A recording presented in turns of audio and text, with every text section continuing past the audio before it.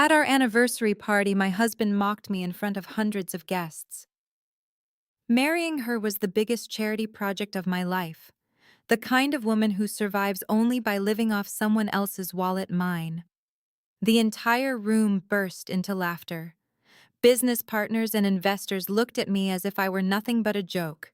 I didn't argue. I didn't cry. I quietly set my glass down and walked to the restroom. A few minutes later, I returned to the party, walked straight to the front, and picked up the microphone. And within the next 10 minutes, his perfect life began collapsing. I really appreciate you stopping by. Let's build this community. Drop a comment and share where you're watching from. And if this story hits home, smash that like button and pass it on. One more thing, this narrative includes fictional elements crafted for entertainment and insight. Any resemblance to actual people or locations is purely by chance. But the lesson woven into this story, that's something I believe can serve you well. They say every woman has secrets. Mine is worth $5 billion. Tonight I'm standing in front of the mirror in our Lincoln Park condo adjusting a navy dress I bought at Target for $39. The price tag is long gone, but I remember it. I remember everything about this performance, the clearance rack where I found it, the way I made sure Derek saw the receipt, the little sigh I let out when I said, "I hope it's nice enough for your party." He barely looked up from his phone. "It's fine, Cassie. No one's looking at you anyway." That's the thing about being invisible. People tell you the truth because they forget you're listening. I smooth the fabric over my hips and examine the woman staring back at me. She looks tired, a little worn. Her hair is pulled into a simple ponytail, no expensive blowout, no salon highlights. Her shoes are last season's clearance from Nordstrom Rack. She clips coupons from the Sunday paper. She buys store-brand cereal. She drives a 10-year-old Honda Civic with a dent in the passenger door. She is exactly what Derek Blackwell wanted, a wife who makes him look generous, a charity case he could rescue. She is also the biggest lie I've ever told. My real name is still Cassie Monroe. That part's true. But the struggling writer persona, the woman who apologizes for spending $20 on groceries, the meek little thing who nods politely while Derek's friends talk over her at dinner parties. That's fiction. And I'm very good at fiction. The truth is this: I am the founder and CEO of MC Ventures, a private equity firm managing $5.2 billion in assets across 47 portfolio companies. The MC stands for my initials. It's a ghost identity, a shell wrapped in offshore entities and Delaware LLCs. My attorney files my taxes separately from Derek's, has since the day we got married. I told him I had a small inheritance from my aunt, maybe $200,000, and I wanted to keep it separate for sentimental reasons. He laughed. He actually laughed.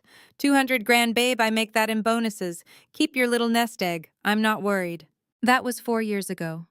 August 12th, 2020. The day I became Mrs. Derek Blackwell. The day I signed a prenuptial agreement he thought would protect him. The day I walked into a cage of my own design and locked the door behind me. I didn't marry him for love, I married him for revenge. And tonight, our 4th anniversary, is the night I finally spring the trap. I check my phone. 6:45. The party starts at 7. The venue is the Chicago Athletic Association rooftop, one of those places where the city sprawls out beneath you like you own it. Derek picked it, of course. He wanted to impress his colleagues from Sterling and Chase, the investment bank where he's a senior VP. He wanted to show off. He wanted everyone to see how successful he is, how far he's come, how much he's built.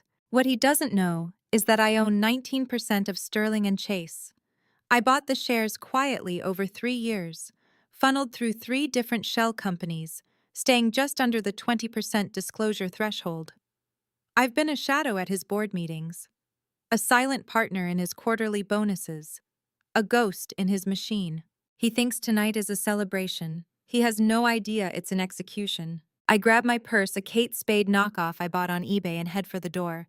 Derek left an hour ago to make sure everything's perfect.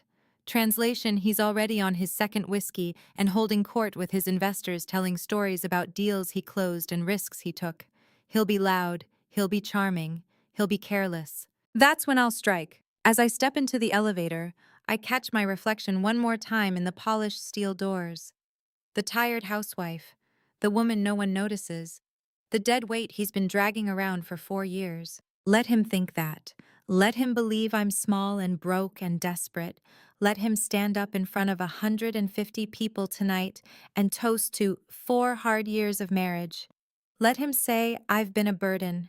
Let him humiliate me. Because 7 years ago I made a promise. I stood in a cemetery on a cold April morning, stared at a grave that shouldn't exist, and swore to someone I loved that I would make the man responsible pay for what he did. 4 years ago, I started keeping that promise by marrying him, and tonight I'm going to finish it.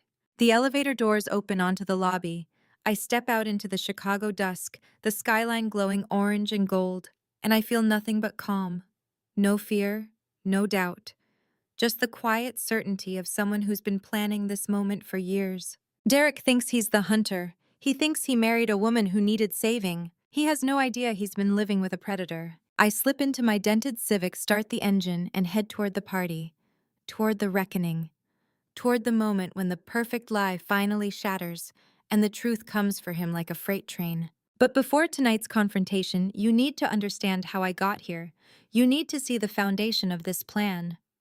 You need to know about the woman whose cruelty taught me exactly what kind of family Derek came from, and why I knew from the very beginning that he would never see me coming. You need to meet Patricia Blackwell, Derek's mother. The woman who looked at me like I was dirt on her shoe. The woman whose estate became the first lock on Derek's cage.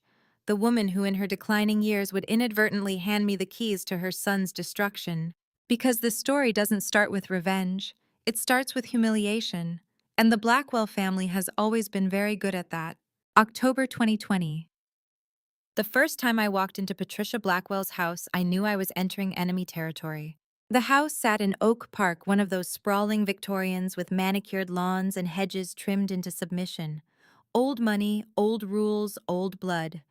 Derek had warned me on the drive over, Mom can be particular. Just smile and agree with her. She'll warm up eventually. She did not warm up. I barely had my coat off before Patricia appeared in the foyer, eyes sharp and cold, scanning me like a jeweler appraising cubic zirconia. She was 67, then tall and thin in that way rich women achieve through discipline and dissatisfaction. Her hair was silver pulled into a severe bun. Her pearls were real. Her smile was not. So this is the one, she said, not to me but to Derek. Mom, this is Cassie, my wife. He said it with a little pride, like he'd brought home a trophy. Patricia extended 2 fingers for a handshake. I took them gently, like I was afraid I'd break her. That's what I did back then, made myself small, soft, harmless. The performance was everything. Well, Patricia said, releasing my hand as if it were contaminated. I suppose congratulations are in order. Dinner was worse. We sat in the dining room, Derek at one end of the long mahogany table, Patricia at the other, me in the middle like a defendant at trial. The meal was catered: roast chicken, asparagus, fingerling potatoes. I complimented everything. Patricia ignored me. It wasn't until dessert that she finally spoke directly to me. Cassie, dear, what is it you do again? I'm a writer, I said softly. The lie I'd told Derek. Freelance, articles, essays, that sort of thing. How quaint. She dabbed her mouth with a linen napkin. And does it pay well? Not especially, but I enjoy it. I see. Patricia leaned back in her chair, studying me. So my son married a charity case. The air in the room went still. Derek said nothing. He didn't even look up from his plate. Derek has always had a soft heart, Patricia continued, her voice honey over glass. He likes to rescue things, stray cats, struggling artists. Her eyes locked on mine. You're lucky he even looked at you, dear. I forced a smile. I know, I'm very grateful. Good, you should be. She stood, signaling the end of the meal. Now be a dear and help me clear the table. Derek and I need to discuss business. And just like that, I was dismissed. Sent to the kitchen like the help. I gathered the plates, scraped the uneaten food into the trash, loaded the dishwasher, while they talked about investments and portfolios in the other room. Derek's laughter drifted through the walls. He was at ease here in his element, in his mother's kingdom. I stood at the sink, hands in soapy water, and felt nothing. No anger, no hurt, just the cold calculation of someone taking notes for later. Before I left that night, I noticed something. Patricia asked me the same question 3 times. What did you say your name was again? Each time Derek corrected her gently. Each time she looked confused as if the information slid off her brain like water off glass.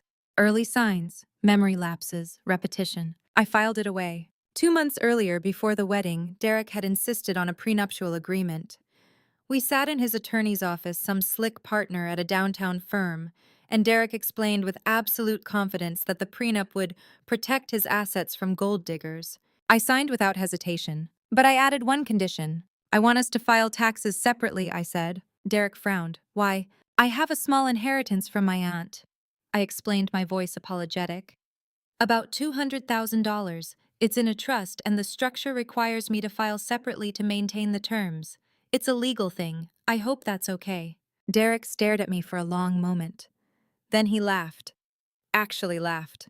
200,000? He shook his head, grinning. Cassie, I spend that on client dinners. Keep your little nest egg. I don't want you thinking I married you for money. The attorney drafted the amendment. Derek signed without reading. The prenup included a liquidated damages clause, $5 million in penalties, if either party committed fraud or infidelity, plus a 100% division of marital assets in favor of the non-offending spouse. Standard language, the attorney said. Derek waved it off. Not like I'm planning to cheat or steal, he joked. I smiled and said nothing. He thought he was protecting himself.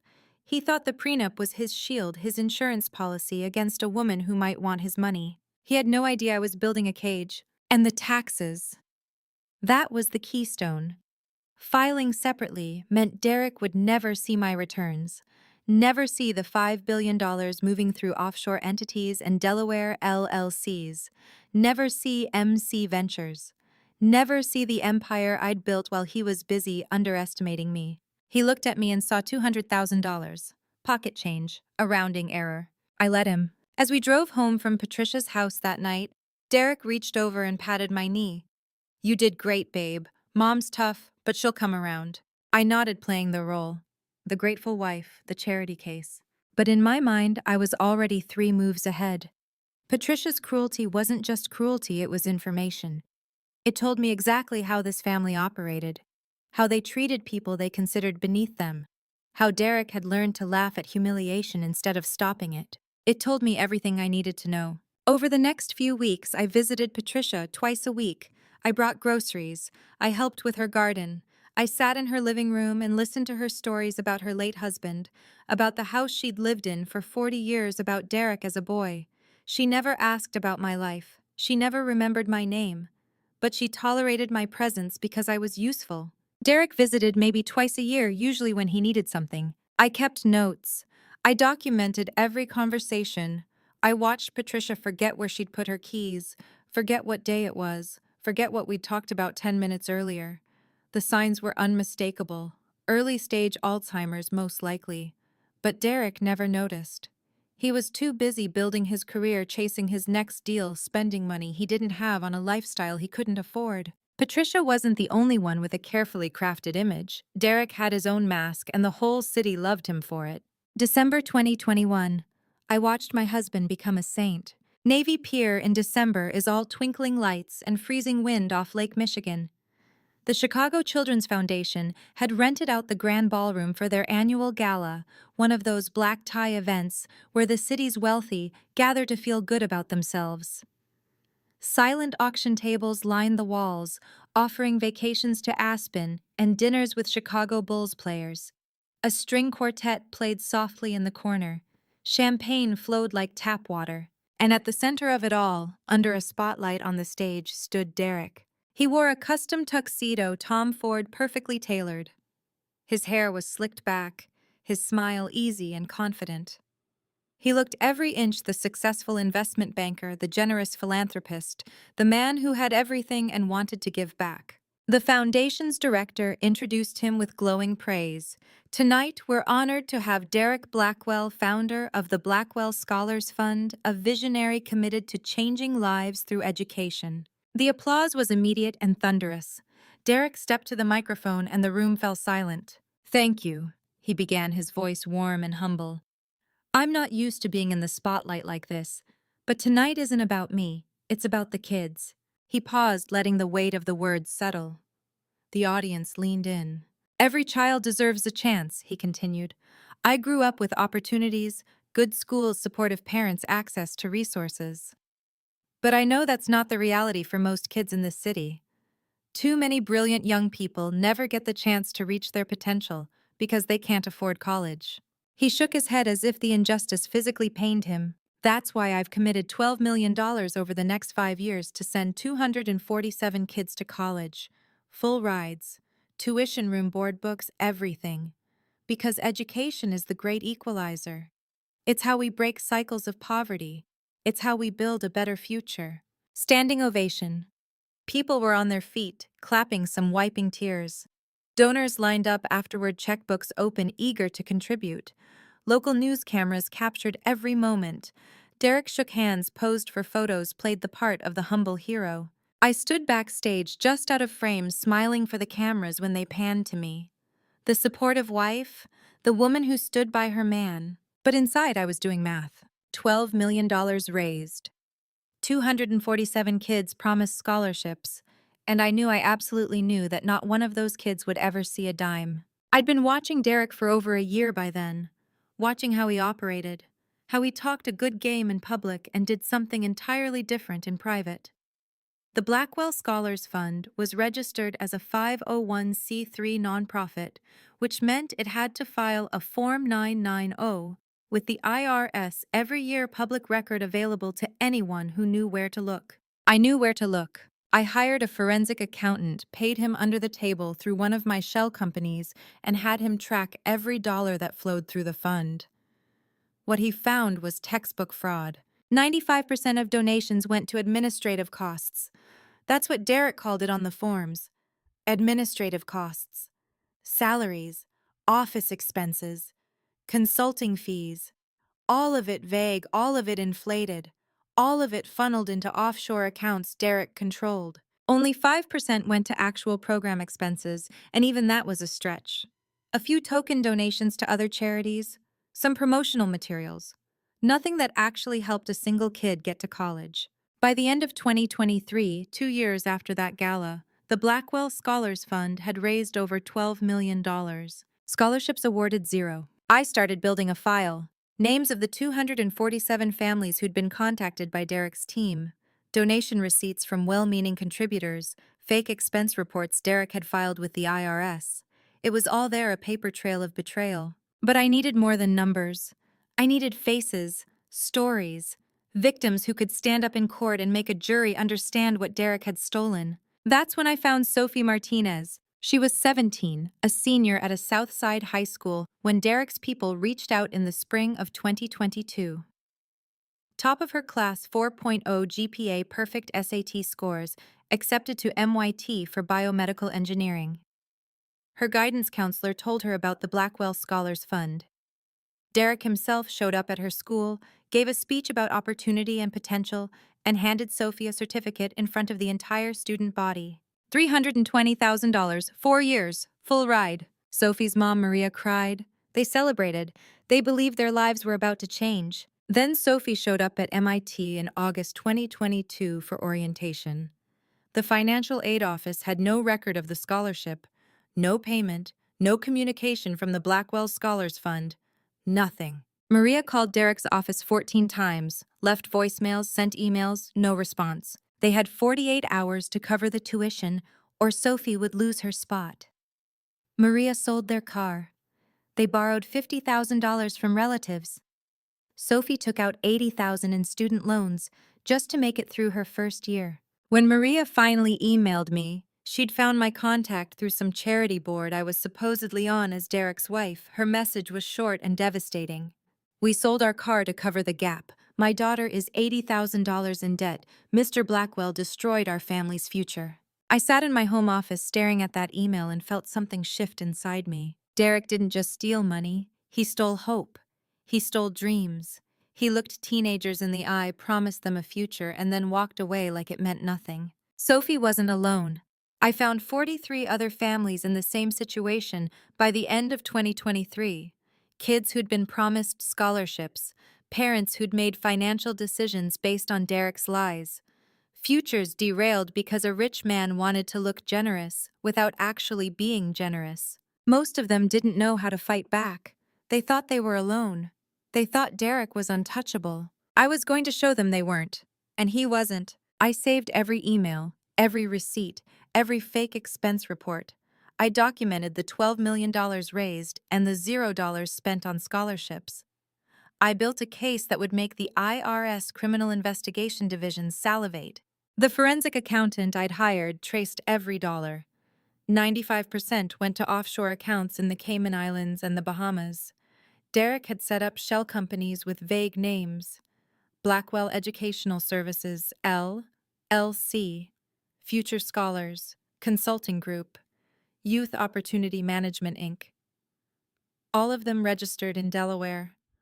All of them controlled by Derek. All of them funneling donation money into accounts he could access whenever he wanted. The remaining 5% token gestures: a $5,000 donation to a local YMCA, $10,000 to a community college scholarship fund, just enough to make the books look legitimate if anyone glanced at them. But no one ever did. Donors trusted Derek. The foundation trusted Derek. The IRS trusted Derek. I didn't. By early 2024, I had a file 3 inches thick: bank statements, wire transfer records, emails between Derek and his accountant discussing cost allocation strategies, Form 99OAs with inflated administrative expenses, testimonials from families who'd been promised scholarships and received nothing. But I couldn't do this alone. I needed someone on the inside, someone Derek trusted completely, someone who could get close enough to document every crime, every lie, every moment of cruelty.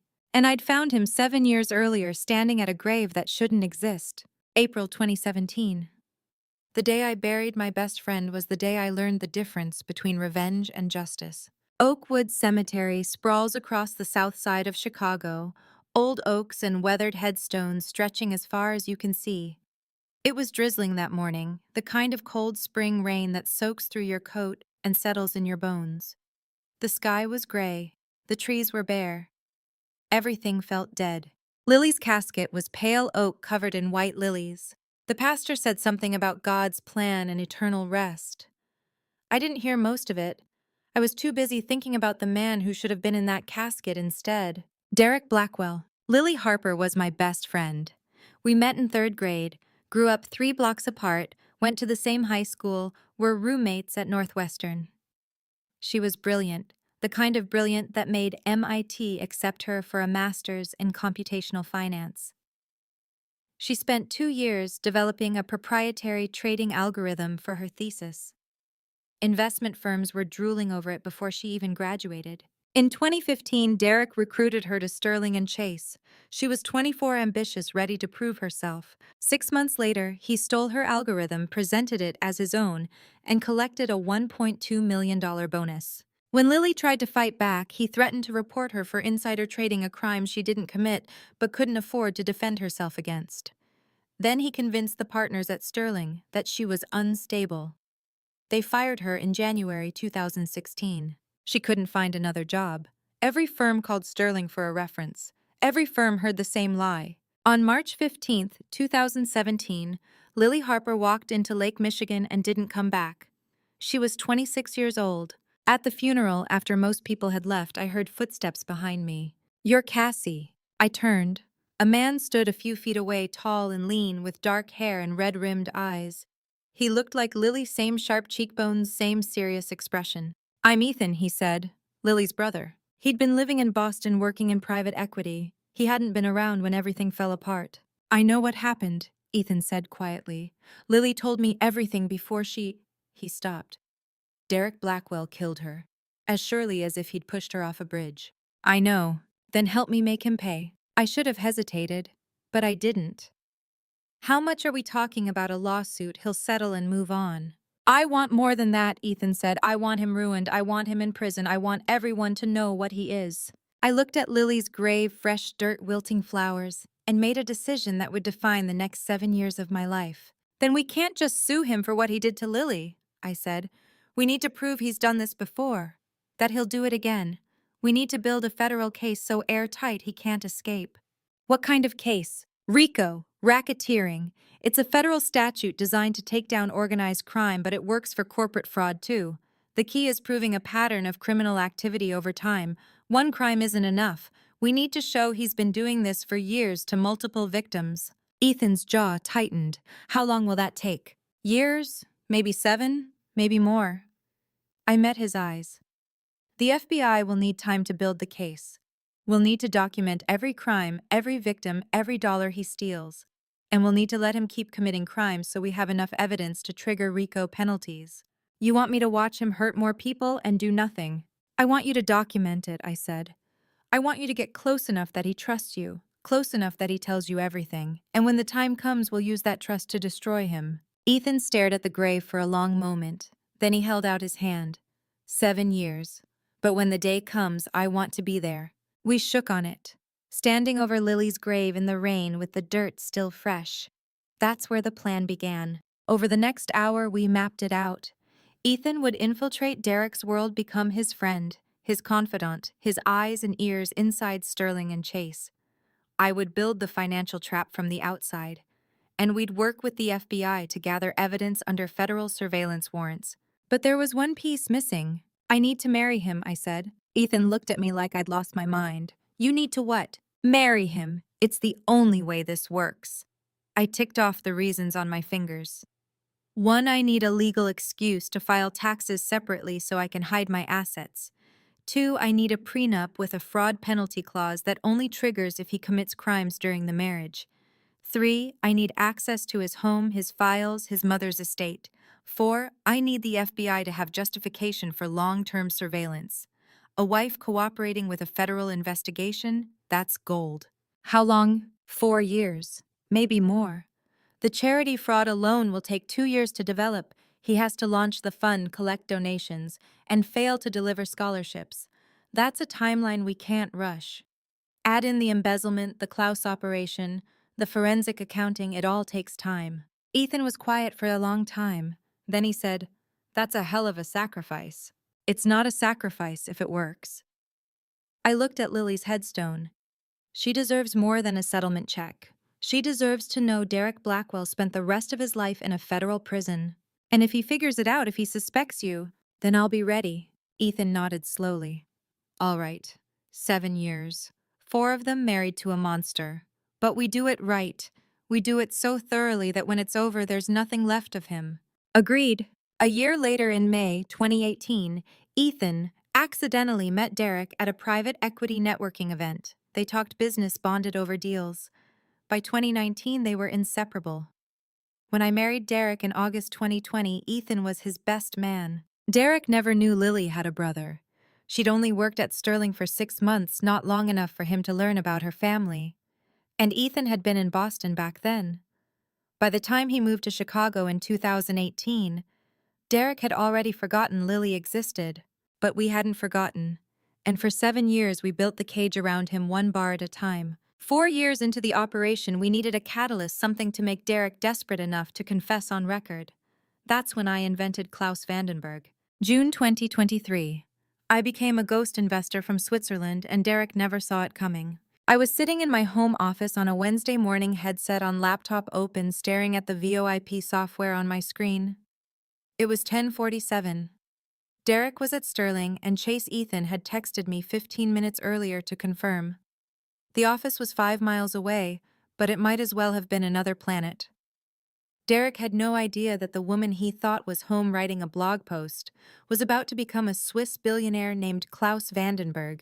I'd spent 18 months building Klaus, not just a name, but an entire world, a life, a legend. It started with the website, vandenbergcapital.ch. Clean, professional, minimalist design, the kind of site that screams old money. I hired a Zurich-based web developer, paid him through one of my shell companies, and had him hosted on Swiss servers. The site featured a portfolio of select investments, all of them fabricated but plausible. Tech startups in Singapore, renewable energy projects in Germany, a luxury hotel chain in Dubai.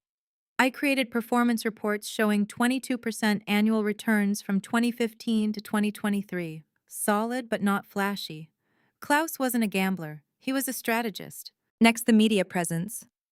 I paid for native advertising, what Forbes and Bloomberg call sponsored content, and planted 3 articles over the course of a year. Short profiles, nothing too detailed. Klaus Vandenberg, the private equity titan you've never heard of. How one Swiss investor made billions staying off the radar. The kind of articles that made Klaus sound exclusive, elusive, and very, very rich. Then I built the physical infrastructure. I rented a serviced office at Paradeplatz 8 right in the heart of Zurich's financial district. UBS and Credit Suisse had headquarters within a 5-minute walk. The office came with a receptionist, a woman named Anna, who worked for the building's management company and had no idea she was part of an elaborate con. If Derek's assistant called to verify Vandenberg Capital's address, Anna would answer, Vandenberg Capital AG. How may I direct your call? I created a LinkedIn profile with 500 connections. I bought aged accounts, people who'd been on LinkedIn for years, and had them endorse Klaus for venture capital, private equity, and strategic investments. I hired a graphic designer on Fiverr to create a professional headshot. A silver-haired man in his 60s wearing a navy suit, looking dignified and slightly bored. The photo was a composite generated by AI. Klaus didn't exist, but his face did. The final piece was the voice. I hired a Swiss voice actor, a man in his 50s with a thick Zurich accent, and had him record 2 hours of sample phrases. Then I used AI voice synthesis software to create a deep fake voice model. The technology had come a long way by 2023. With a 2-second latency, I could type responses in real time and the software would speak them in Klaus's voice. To Derek, it would sound like a live phone call. To me, it was a script. The whole operation cost me about $200,000. For most people, that's a fortune. For someone managing $5 billion, it was the best investment I ever made. On June 15th, I made the first call. I routed it through a VoIP server in New York, one-party consent state, which meant I could legally record the conversation without Derek's knowledge. I pressed call and waited. 3 rings, then Derek's voice smooth and confident. Derek Blackwell. I typed into the text box. The AI spoke. Mr. Blackwell, this is Klaus Vandenberg calling from Zurich. I hope I'm not catching you at a bad time. There was a pause. I could almost hear Derek's brain working. Zurich, Vandenberg, money. Not at all, Derek said. What can I do for you? I've been following your work at Sterling and Chase with great interest. I'm looking to deploy $50 million into a high-growth partner in the U.S. market. Your colleague Ethan Harper recommended you. Are you interested? Another pause, longer this time. 50 million, Derek said carefully. That's significant. Can I ask how you heard about me? Ethan and I go back several years. We were on a panel together in Singapore. When I mentioned I was looking for a US-based partner, he suggested I speak with you. All lies, but Derek didn't know that. I appreciate the referral, Derek said. But I have to be honest, I don't typically take calls without a video conference or in-person meeting first. How do I know you're who you say you are? I'd been waiting for this. Mr. Blackwell, I understand your caution. But you should know I value discretion above all else. My clients include sovereign wealth funds and family offices who demand absolute privacy. I don't do video conferences. I don't meet new partners until after the first 50 million is deployed. If that's not acceptable, I have a wait list of qualified investors. I'm offering you first position because Ethan spoke highly of you. But if you'd prefer to pass, I understand. The scarcity play, the exclusivity angle, the subtle threat that he might miss out. Let me talk to Ethan, Derek said. I'll get back to you. Of course. But Derek, this line is encrypted. Nobody else is listening. In our world, discretion is everything. I hung up. 20 minutes later, Ethan texted me. He's calling. Ready for phase 2. Derek met Ethan for lunch that day at a steakhouse in the Loop. Ethan played his part perfectly. He showed Derek a fabricated wire transfer receipt, a photoshopped document showing a $5 million transfer from Harper Family Trust to Vandenberg Capital AG. He told Derek he'd flown to Zurich the previous month, toured Klaus's office, met his team. He's legit, Ethan said. Manages $2 billion, keeps it quiet. That's why you haven't heard of him. Guy doesn't do press, doesn't do video, doesn't do anything that leaves a trail. But his track record speaks for itself. Derek bought it, hook, line, and sinker. 5 days later, Klaus called again. Derek, I need to move quickly. I'm prepared to wire 50 million to your fund by August, but I need assurances. Can you show me your personal portfolio performance? Derek hesitated. Then, because greed is a hell of a drug, he said, Klaus, I'll be honest with you. My official returns are solid, but I've been creative with some off-book opportunities, client funds, high-yield private deals.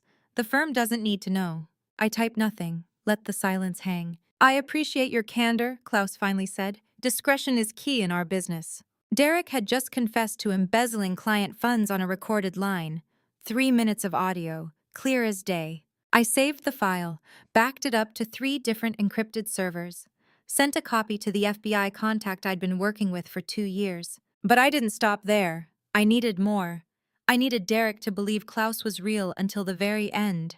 I needed him desperate, reckless, and willing to do anything to close the deal. Over the next 6 months, Klaus became Derek's obsession. And with every call, Derek dug himself deeper. By December, Derek was drowning. I sat in my home office, headphones on, listening to the recording of Klaus's 15th call. It was late at night. Derek had called from his car, voice tight with desperation. Klaus, I need this deal to close. I've moved some funds around to show you I'm serious. 8 million, high-yield opportunities just like you asked for. But I need the 50 million wired by January, or I'm exposed. Move some funds around. That was Derek's speak for embezzled from 3 client accounts. I'd been running Klaus for 6 months by then, and every call had pulled Derek deeper into the trap. It was a masterclass in psychological manipulation, always dangling the carrot, always finding a reason to delay, always making Derek prove himself just a little bit more. The campaign had started in August, a month after the first call. Klaus had promised to wire $50 million within 30 days. Then came the excuses. Swiss banking regulations required additional compliance reviews. The Zurich office needed board approval for U.S. investments. Klaus's legal team was drafting the partnership agreement. Always a reason. Always just out of reach. Derek bought every excuse because he needed to. His gambling debts were piling up. I'd been tracking them through a private investigator for 2 years. By mid-2023, he owed over $2 million to offshore sportsbooks and Las Vegas casinos. He was desperate for a big score, and Klaus was dangling a $100 million lifeline. In October, Klaus escalated. Derek, I need to see your preliminary financials, client portfolio breakdowns, performance metrics, asset allocations. I want to understand exactly where my capital will be deployed. Derek sent them. Real client data, names, account numbers, investment holdings, all of it confidential, all of it protected under federal law. The Gramm-Leach-Bliley Act makes it a federal crime for financial institutions to share customer information without consent. Derek had just handed me a smoking gun. I forwarded the files to the FBI within an hour. By December, Klaus had increased the stakes again. Derek, I'm now considering 100 million, but I need you to prove your nerve. Show me you're willing to take risks. Show me you're not afraid to move aggressively when opportunity knocks. That's when Derek embezzled $8 million. He didn't steal it outright. He was smarter than that. Or at least he thought he was. He created a fake private placement deal, told 3 of his wealthiest clients it was an exclusive opportunity with guaranteed 20% returns, and convinced them to wire $8 million into an investment vehicle he controlled. A shell company registered in Delaware with Derek as the sole signatory. Ethan photographed the spreadsheet. Derek had been keeping meticulous records, dates, amounts, client names, account transfers. He thought he was being careful. He thought he'd cover his tracks once Klaus's money came through. He didn't realize Klaus would never send a dime. He didn't realize every wire transfer, every forged statement, every lie he told his clients was being documented by the FBI. Because I'd been working with the FBI for almost 3 years. It started in January 2021, 5 months after I married Derek. I'd walked into the Chicago field office on a cold Monday morning, asked to speak with someone in the Financial Crimes Division, and been introduced to Special Agent Sarah Reynolds. Reynolds was mid-40s, sharp-eyed, no nonsense. She'd spent 15 years taking down white-collar criminals, Ponzi schemes, insider trading, corporate fraud. When I laid out Derek's charity fraud plan, his gambling debts, and Patricia's trust, she listened without interrupting. "How long have you been planning this?" she asked when I finished. 4 years, since the day my best friend killed herself because of him. Reynolds studied me for a long moment. You want a RICO case? I want him in federal prison for 20 years. I want asset forfeiture. I want him to lose everything. Then we need time. We need evidence of a pattern of criminal activity over multiple years. One crime isn't enough for RICO. We need to prove he's been doing this repeatedly systematically. I can give you 7 years, I said. She raised an eyebrow. That's a hell of a commitment. He destroyed my best friend. He's going to destroy 247 families with his fake charity, and if I don't stop him, he'll destroy more. So yes, 7 years. Reynolds opened a case file that day. By March, she'd secured a Title III wiretap warrant from the U.S. District Court for the Northern District of Illinois. Under federal law, Title III allows law enforcement to intercept wire and oral communications if there's probable cause a crime is being committed. Ethan started wearing a wire in April 2021. Every conversation with Derek, every lunch, every golf outing, every late-night drink was recorded under federal authority. Derek's office phone at Sterling and Chase was monitored under the company's workplace surveillance policy, which he'd signed without reading in 2014.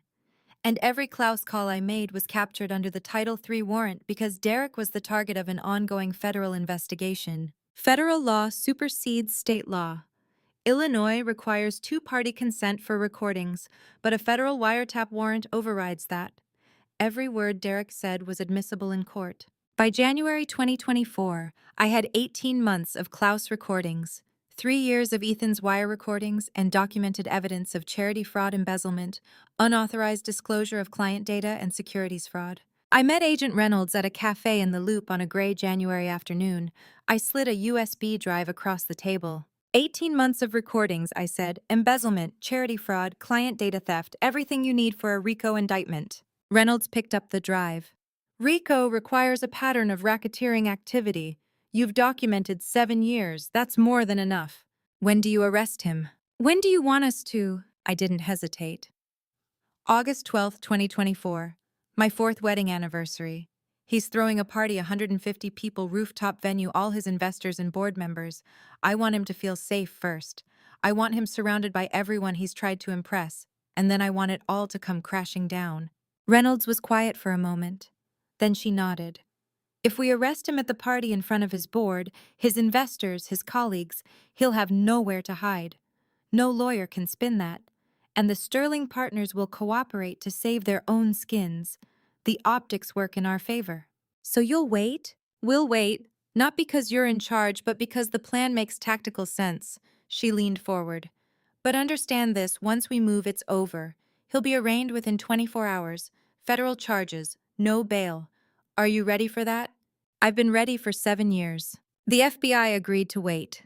They'd arrest Derek the day after the party, giving me 24 hours to execute the final phase.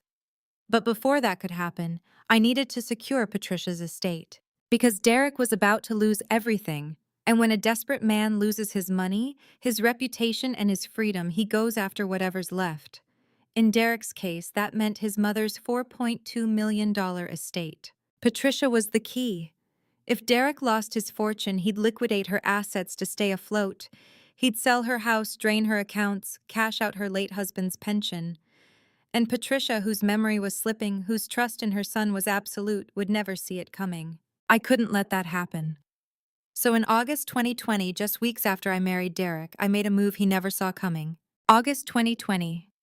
6 days after I became Derek's wife, I started dismantling his future. I sat in the waiting room at Northwestern Memorial Hospital watching Patricia Blackwell forget she'd asked me the same question 3 times in 10 minutes. Why are we here again, dear? Your doctor's appointment, Patricia, the neurologist. Oh, right. She nodded, smoothed her skirt, looked out the window. 2 minutes passed. Why are we here? I'd been expecting this. I'd been visiting Patricia twice a week since Derek and I started dating in the fall of 2019. Groceries, garden work, listening to her stories about her late husband, about Derek as a boy, about the house in Oak Park she'd lived in for 40 years. Derek visited maybe twice a year, usually when he needed something. By the summer of 2020, Patricia was forgetting names, repeating questions, losing track of time. I suggested she see a specialist. She agreed not because Derek asked, but because I did. Dr. Harold Winters was in his early 60s, silver-haired and methodical. He led Patricia into his office while I waited outside. 40 minutes later, he called me in. Patricia sat in the chair across from his desk, hands folded, looking small and confused. "Mrs. Blackwell," Dr. Winters said gently, "I've completed a cognitive assessment. Your score on the mini mental state examination was 27 out of 30. That indicates mild cognitive impairment. Combined with the symptoms you've described, memory loss, difficulty with daily tasks, confusion about time and place, I'm diagnosing you with early-stage Alzheimer's disease." Patricia's face went blank. She didn't cry, she just stared at him. "What does that mean?" she asked quietly. "It means your condition will progress. There's no cure, but there are medications that can slow the decline. More importantly now is the time to make legal arrangements, powers of attorney, healthcare directives, estate planning. You still have legal capacity to make those decisions, but that window won't stay open forever." Patricia looked at me. "Cassie, I don't understand. What do I need to do?" "We'll figure it out together," I said. After the appointment, I drove Patricia back to Oak Park. She was quiet most of the way, staring out the window. When we pulled into her driveway, she didn't get out right away. "Cassie," she said, voice small, "I need to tell you something." "What is it?" "Derek's been asking me to co-sign loans. He says it's for business, but I've seen the credit card bills, the casino receipts. He's gambling, isn't he?"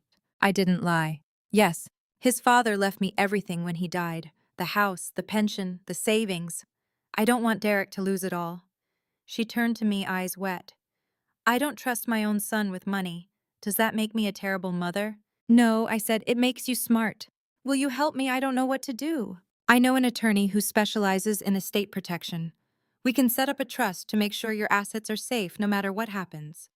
Would you like me to arrange a meeting?" Patricia nodded, relieved. "I trust you with my life before I trust Derek with $1. I'd been building this relationship for over a year. Groceries, garden work, listening. Derek thought I was being a dutiful daughter-in-law.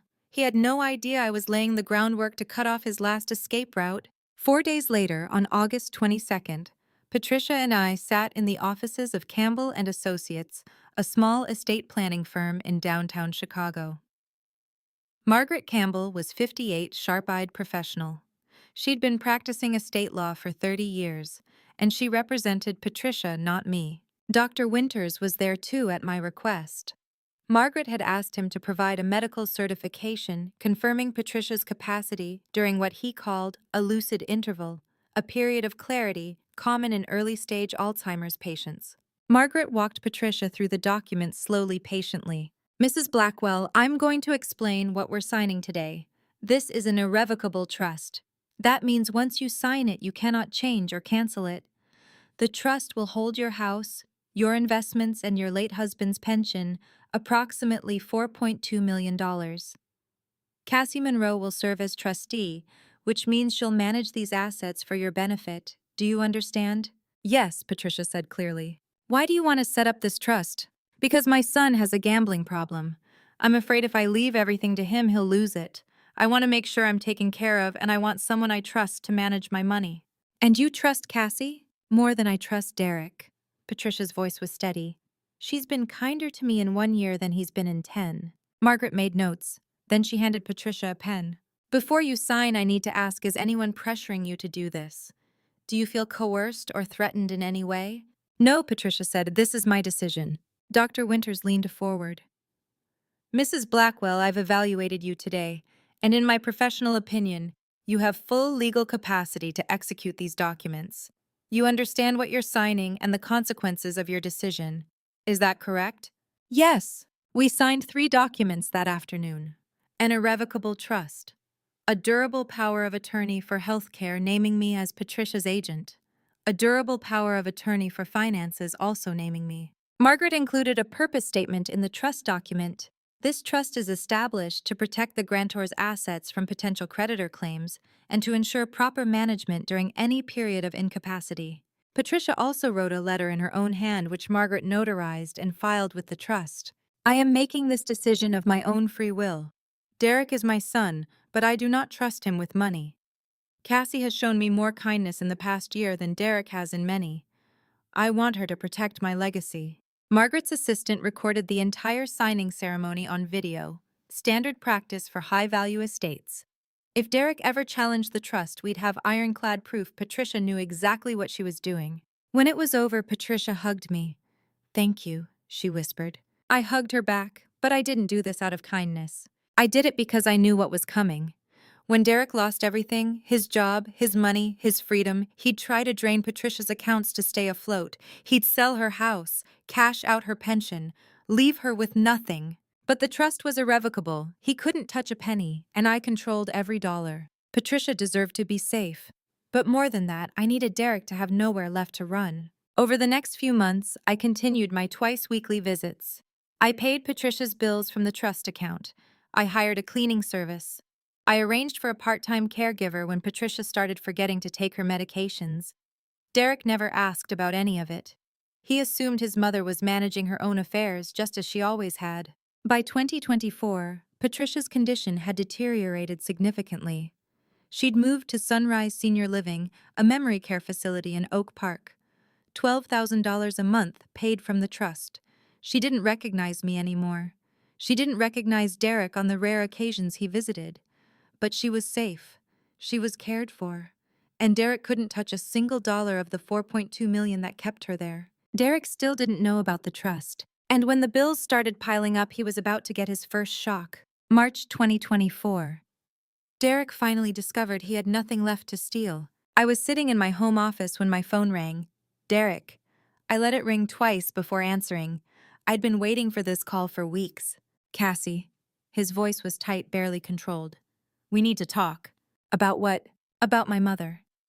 I just tried to wire money into her account to cover some medical bills, and the bank told me the account is locked. They said something about a trust. Do you know anything about this?" I leaned back in my chair. "A trust? No, I don't think so. Maybe your mom set something up years ago." "Don't play dumb with me. The bank said the trustee is Cassie Monroe. That's you." "Oh," I said, letting the surprise sound genuine. "I didn't realize you didn't know." "Didn't know what?" "Your mother asked me to help her set up an estate plan back in 2020. She was worried about, she was worried about her finances. She wanted to make sure everything was protected." Silence. Then, protected from what? "From creditors. From bad decisions. Derek, your mom knew about your gambling. She knew about the debts. She didn't want to lose everything your father left her. You manipulated her," he said, voice rising. "You got her to sign away her estate when she had dementia. She had early-stage Alzheimer's when she signed the trust. She was evaluated by Dr. Winters. She had full legal capacity, and she was represented by an independent attorney who made sure she understood exactly what she was doing." "Who?" "Margaret Campbell. You can call her yourself. I'm sure she'll be happy to explain how ironclad that trust is." He hung up. I knew what came next. Derek would call Margaret, demand answers, threaten to sue. And Margaret would shut him down with the kind of calm professionalism that comes from 30 years of practice. I was right. 2 hours later, Derek called again. This time he was shouting. "You conniving bitch! You got my mother to sign over $4 million. You're a gold digger just like I always knew." "Your mother asked me to help her," I said, keeping my voice steady. "She trusted me to protect her assets. If you have a problem with that, take it up with a judge." "I will. I'll take you to court. I'll prove you manipulated her." "Good luck with that. Margaret has video of the signing. Dr. Winters certified your mother's capacity, and I have 4 years of receipts showing I've been paying every one of your mother's bills while you've been—" "Where exactly you've visited her twice in 4 years, Derek. Twice. I've been paying $12,000 a month for her memory care at Sunrise. Where have you been?" "That's not—" "Where were you when she forgot my name? When she stopped recognizing her own house? When she needed 24-hour care because she couldn't remember how to use a phone? I've been working, providing for—" "You've been gambling, and losing, and stealing from your clients to cover your debts. Don't pretend this is about your mother. This is about you realizing you can't use her money to save yourself." He hung up again. 3 days later, he showed up at the house. It was late afternoon, and I was in the kitchen when I heard the front door slam. Derek stormed in, face red, hands shaking. "You think you're so smart," he said. "You think you've won." "I think your mother is safe. That's all I ever wanted." "Bullshit. You wanted control. You wanted to make sure I had nothing. You had everything, Derek. A career, a reputation, your mother's love. You destroyed all of it yourself.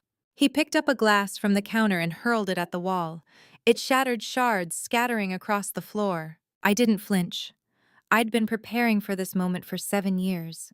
I knew Derek. He could hurt people with words, with money, with lies, but he'd never had the guts to actually hit someone. You're pathetic, I said quietly. What did you say? I said you're pathetic. You blame everyone else for your problems. Your mother, me, your clients, your colleagues. But the truth is, you're just a coward. You steal because you're too weak to earn anything honestly. You lie because you're too stupid to keep your story straight. And you're standing in my kitchen throwing tantrums because you finally realized you have nowhere left to run. He stared at me, breathing hard. Get out, I said. This is my house. Actually, it's not. Check the deed. I bought it 2 years ago through one of my companies. You've been living in my house, Derek. Just like you've been living off my patience. But that ends tonight. I'll fight this. I'll fight the trust. I'll fight you. Go ahead. But you should know I've been documenting everything. Every bill I've paid for Patricia. Every decision I've made in her best interest. Every time you ignored her. I have 4 years of evidence proving I'm a better trustee than you ever were a son. So yes, hire a lawyer. Take me to court. Let a judge see exactly who you are.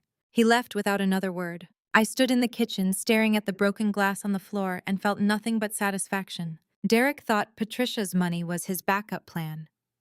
He thought when Klaus fell through, when his embezzlement caught up with him, when his charity fraud was exposed, he could liquidate his mother's estate and disappear. But I'd locked it down 4 years ago. Every dollar, every asset, every escape route. And now, with Klaus demanding results and the FBI closing in, Derek was about to make his most desperate move yet. 4 months later, on our 4th anniversary, he decided to humiliate me in front of everyone. He wanted to prove he didn't need me. What he didn't realize was I'd been counting on that. August 12, 2024, the night I had waited 4 years to arrive. Cindy's rooftop glittered like a jewelry box. String lights woven through steel beams cast a warm amber glow over white linen tables, and the Chicago skyline stretched out behind us, a backdrop of glass and ambition. 150 guests mingled beneath the open sky, champagne flutes catching the last light of sunset. Millennium Park sprawled below the bean, reflecting the city back at itself. Derek had chosen this venue. The Chicago Athletic Association rooftop was one of the most exclusive event spaces in the city, and he wanted everyone to know he could afford it. He'd spent $6,000 on a custom Tom Ford tuxedo. I'd spent $39.99 on a navy dress from Target. No one noticed the difference. I stood near the railing watching him work the crowd. CFOs from competing firms, senior partners from Sterling and Chase, investors, charity donors who still believed in the Blackwell Scholarship Fund. He moved between them with practiced ease, shaking hands, laughing too loud, refilling his glass too often. By 7:30, he'd finished 4 whiskeys. I counted. He always drank when he was stressed. And tonight, Derek Blackwell was drowning. Ethan stood across the terrace nursing a club soda and nodding along to a conversation about market trends. His eyes flicked to mine, once brief, deliberate, and I gave the smallest nod. James Caldwell, CEO of Sterling and Chase, stood near the bar, surrounded by 12 board members. I'd sent each of them a private message 2 weeks ago, brief meeting after the party, financial matter regarding Derek Blackwell. Attendance requested. They thought it was routine. They had no idea they were about to witness an execution. At 7:45, Derek stepped up to the small stage near the center of the rooftop. Someone handed him a microphone. The crowd quieted, faces turning toward him with polite curiosity. He swayed slightly, gripping the mic stand for balance. Thank you all for coming tonight. He began, his voice too loud, the edges slurred. 4 years ago, I made a decision. Some of you thought it was impulsive. Scattered laughter. But I knew what I was doing. I married a woman who needed me. My stomach tightened, but I kept my face neutral. This was the moment I'd been waiting for. Not because I wanted to hear him humiliate me in front of 150 people, but because I needed him to. Cassie's a good person, Derek continued, gesturing vaguely in my direction. Kind, patient. But let's be honest, she's never been ambitious. She writes books no one reads. She clips coupons. She shops at Target. He paused, letting the judgment sink in.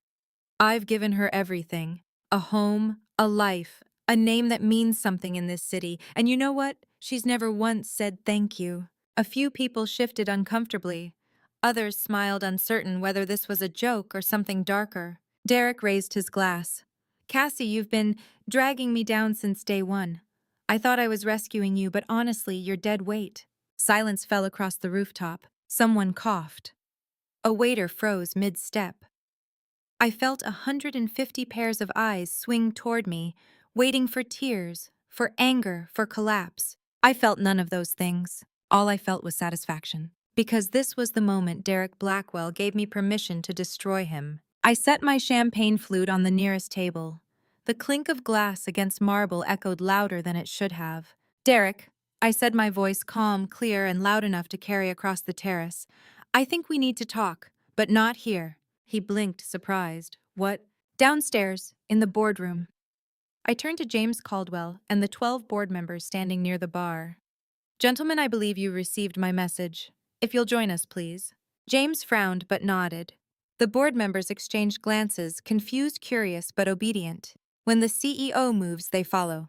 Derek laughed a harsh, bitter sound. What is this, Cassie? You want to beg me to stay fine? Let's get this over with. I didn't answer. I walked toward the elevator, my heels clicking against the polished floor. Behind me, I heard the scrape of chairs, the murmur of voices. Derek followed, stumbling slightly. So did Ethan. So did James. So did all 12 board members. They thought I was about to apologize. They had no idea. The elevator ride down was silent. Derek stood beside me, arms crossed, jaw tight. He didn't ask what I wanted. He didn't need to. He was angry, humiliated, and drunk enough to think he could still intimidate me. He was wrong. The boardroom was on the third floor, a long, windowless space with a mahogany table, leather chairs, and a projection screen at the far end. I'd reserved it 3 weeks ago. The hotel staff had set it up exactly as I'd requested: folders. At each seat, a laptop connected to the projector, a pitcher of water on the table. I stepped inside and held the door open. One by one, they filed in.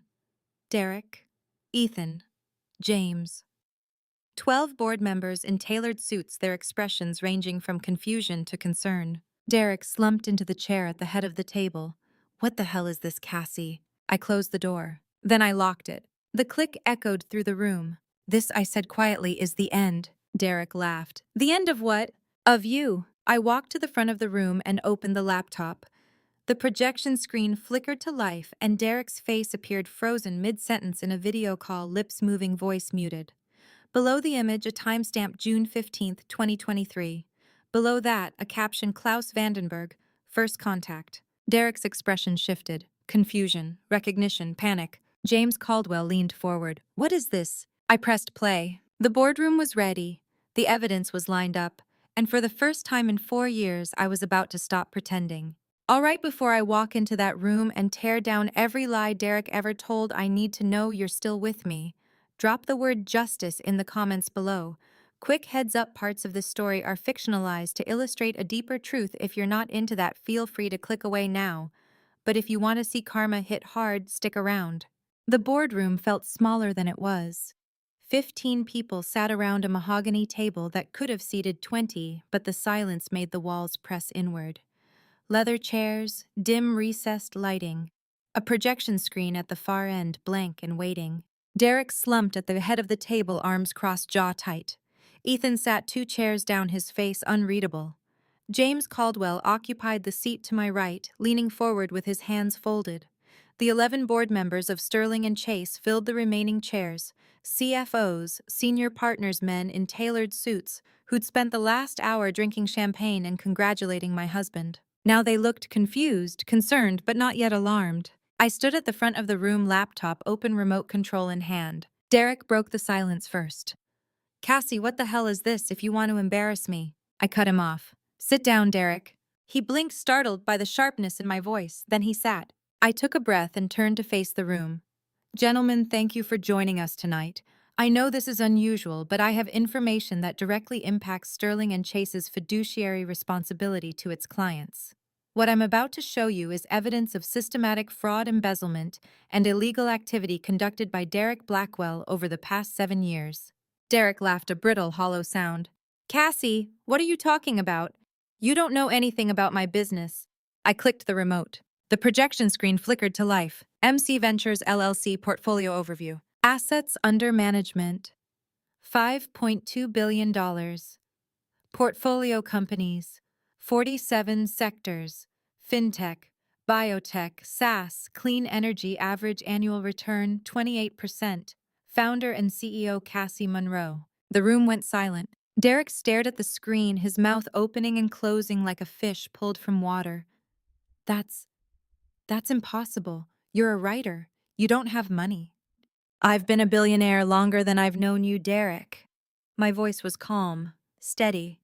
MC Ventures, my initials. I built it from nothing over 15 years. I started with a single angel investment when I was 23, a fintech startup that went public and netted me $42 million. I rolled that into venture capital, built a portfolio, and never stopped. And for the past 4 years, I've been watching you, documenting you, waiting for this moment. James Caldwell leaned forward, his expression shifting from confusion to sharp focus.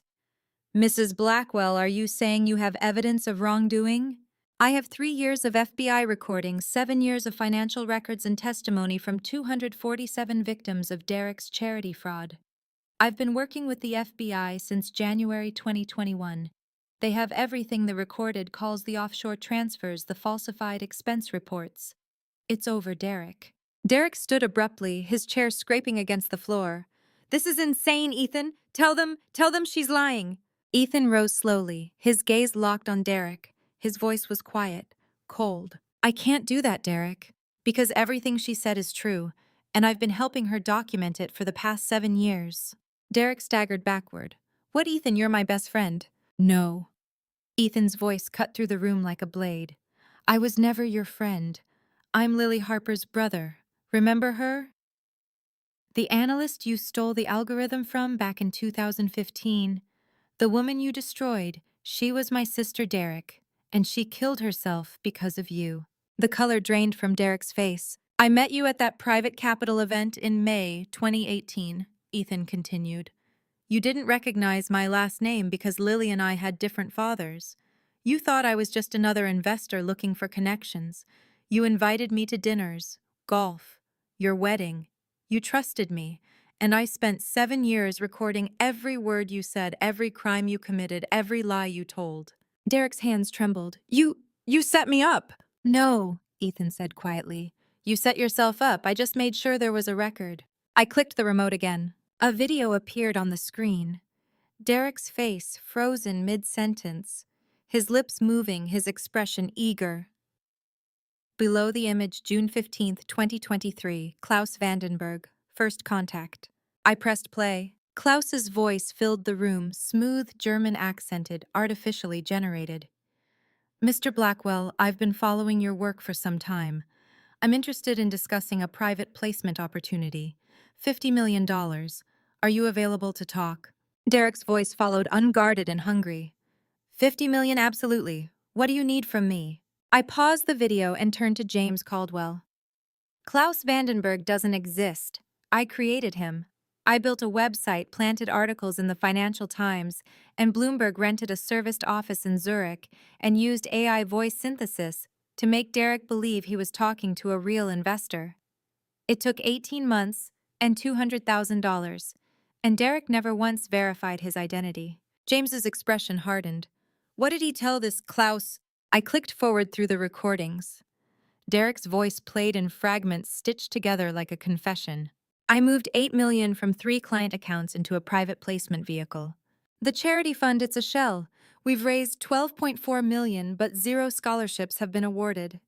I can get you client data, proprietary trading algorithms, whatever you need. The room was silent. One of the board members, a gray-haired man in his 60s, set down his pen. Jesus Christ. James Caldwell turned to Derek, his face carved from stone. Is this true? Derek's mouth opened, closed. He looked at me, then at Ethan, then at the screen. I can explain. No, James said quietly. You can't. I clicked to the next slide. Blackwell Scholarship Fund, financial summary. Total funds raised, $12.4 million. Scholarships awarded $0. Administrative costs, offshore accounts, $11.8 million. Families defrauded 247. Beside the numbers, I had included a photograph. A 17-year-old girl in a graduation cap holding an acceptance letter. Below it, a caption, Sophie Martinez, MIT class of 2027, promised $320,000, received $0. Sophie's mother sold the family car and borrowed $80,000 in loans because Derek promised a full scholarship, I said quietly. She's one of 247 families who trusted him, who believed in him, who are now buried in debt because he stole their hope. Derek sank into his chair, his face ashen. I looked around the room at James, at the 11 board members, at Ethan. I didn't do this for revenge. I did it because Lily Harper deserved justice. Because Sophie Martinez and 246 other families deserved justice. And because Derek Blackwell needed to be stopped. I clicked the remote one last time. The screen went black. Then I turned to Derek and said the words I'd been waiting 4 years to say. I clicked to the next slide. It was time to show them everything. I clicked to the next slide. MC Ventures, corporate structure. The screen filled with a diagram, a sprawling network of entities connected by dotted lines. 47 portfolio companies. Delaware LLCs, Nevada trusts. Offshore entities in the Cayman Islands and British Virgin Islands, each one flagged with a small notation, FBAR compliant. IRS Form 8938 filed. James Caldwell leaned forward, his eyes scanning the diagram. How long have you been building this? 15 years, I said. I started with a single angel investment when I was 23, a fintech startup that went public in 2012. I made $42 million.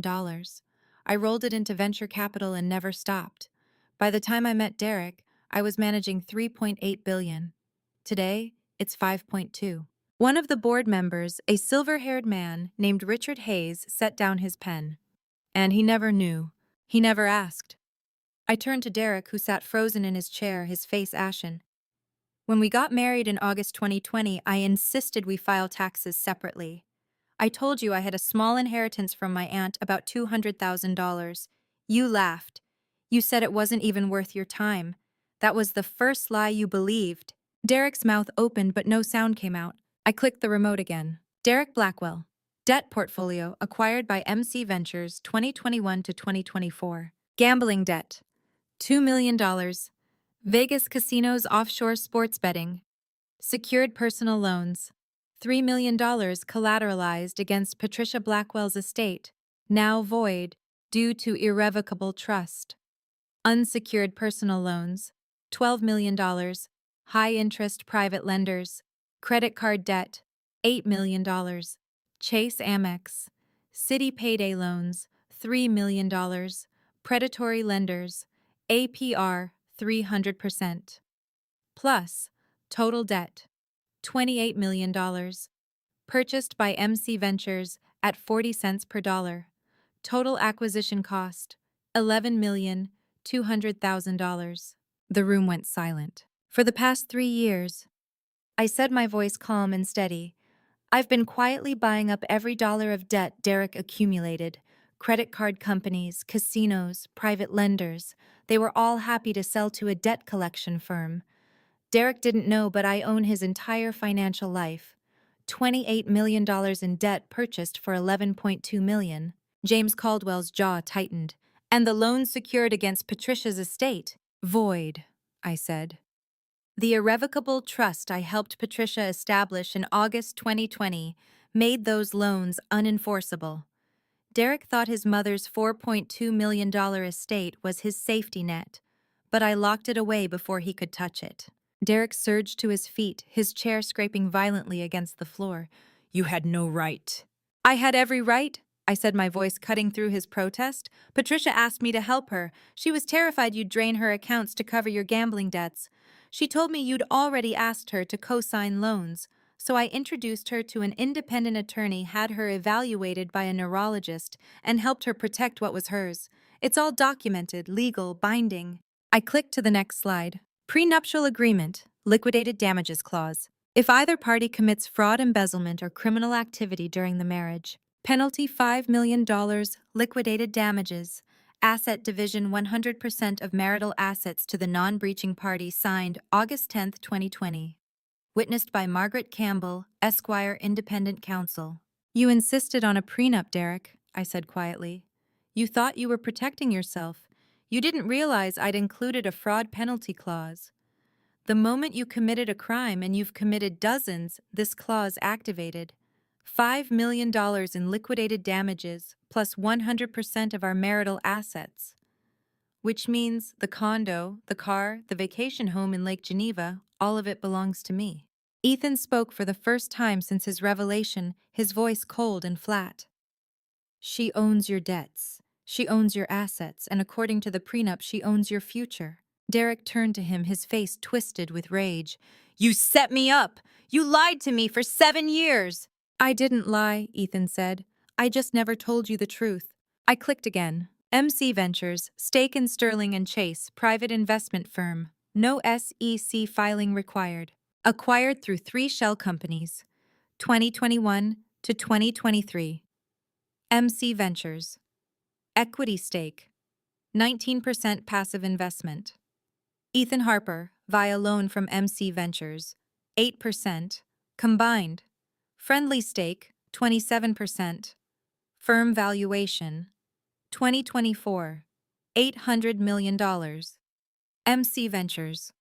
Stake value $152 million. The room erupted. James Caldwell stood abruptly. You own 19% of this firm? Through 3 separate holding companies acquired over 3 years, I said. I stayed below 20% to avoid triggering internal disclosure requirements. Ethan's stake, 8% held in a family trust, was financed by MC Ventures. Combined, we control 27%, more than any single partner at this table. Richard Hayes turned to Derek, his expression hard. Did you know about this? Derek shook his head mutely. James looked at me, his face unreadable. Why are you telling us this now? Because Derek Blackwell is a criminal, I said. He's embezzled client funds, defrauded 247 families, stolen intellectual property, and violated federal securities law. And for 7 years he's done it under your roof. You deserve to know what kind of man you've been protecting. Derek's voice was barely a whisper. Why did you do this? I turned to face him fully, letting him see the woman he'd underestimated for 4 years. Because 7 years ago you destroyed my best friend. Lily Harper was 26 years old. She had a future. She had dreams. And you stole them because you're a thief, a liar, and a coward. You fabricated insider trading charges to cover your own crime. You ruined her reputation. You made it impossible for her to find work. And when she couldn't take it anymore, she walked onto the Michigan Avenue Bridge and jumped. My voice didn't waver. She was my best friend, Derek, my college roommate, my sister in every way that mattered. And you killed her. Not with a gun, not with your hands, but you killed her just the same. I stepped closer. This isn't about money. It never was. This is about justice. For Lily. For Sophie Martinez and 246 other families you defrauded. For every person you've hurt in your pathetic, selfish quest to feel important. Derek sank back into his chair, his face drained of color. I clicked to the next slide. But I wasn't finished. The board needed to understand how deep Derek's betrayal went. They needed to see the true face of the man they'd trusted for a decade. I clicked to the next slide. Now I want to talk about access, I said, turning to face the board. For the past 3 years, I've had real-time intelligence on Derek's activities, client meetings, phone calls, financial transactions. How? Because I had someone on the inside. Someone Derek trusted more than anyone. Derek's head snapped toward Ethan, his face contorting with disbelief. You were spying on me for 7 years. Ethan met his gaze without flinching. Every single day, every conversation, every crime you committed, I documented. I clicked the remote. Ethan Harper Surveillance File 2018 to 2024. Audio recordings, 847 hours. FBI title, 3 warrant, legally admissible. Financial document photographs, 2,340 images. Video recordings, 63 clips recorded via phone during meetings with Derek. Embezzlement, admissions, 19 documented instances, charity fraud discussions, 34 documented instances, wire fraud. Klaus Vandenberg calls 6 recorded conversations, GLBA violations, client data breaches, 8 documented instances. The room went silent. Richard Hayes leaned back in his chair, his expression grim. 847 hours. 7 years, Ethan said quietly. Derek invited me into his office, into his home, into his private deals. He told me everything because he thought I was his best friend, but I was never his friend. I was Lily's brother. And every single day for 7 years I thought about what he did to her, how he stole her work, how he blackmailed her, how he destroyed her until she had nothing left. Derek's voice cracked. I didn't know she was your sister. I swear I didn't know. You never cared, Ethan said, his voice cold and flat.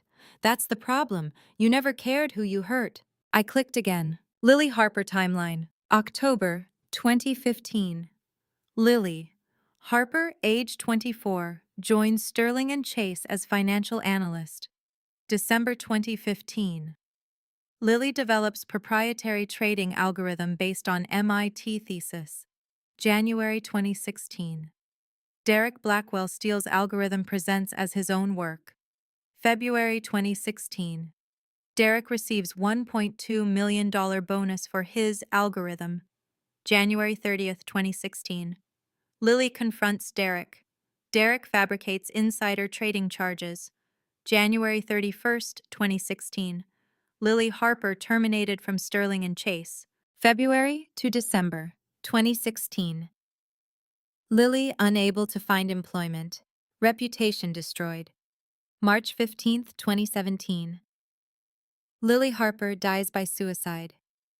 Age 26, Michigan Avenue Bridge, April 2017.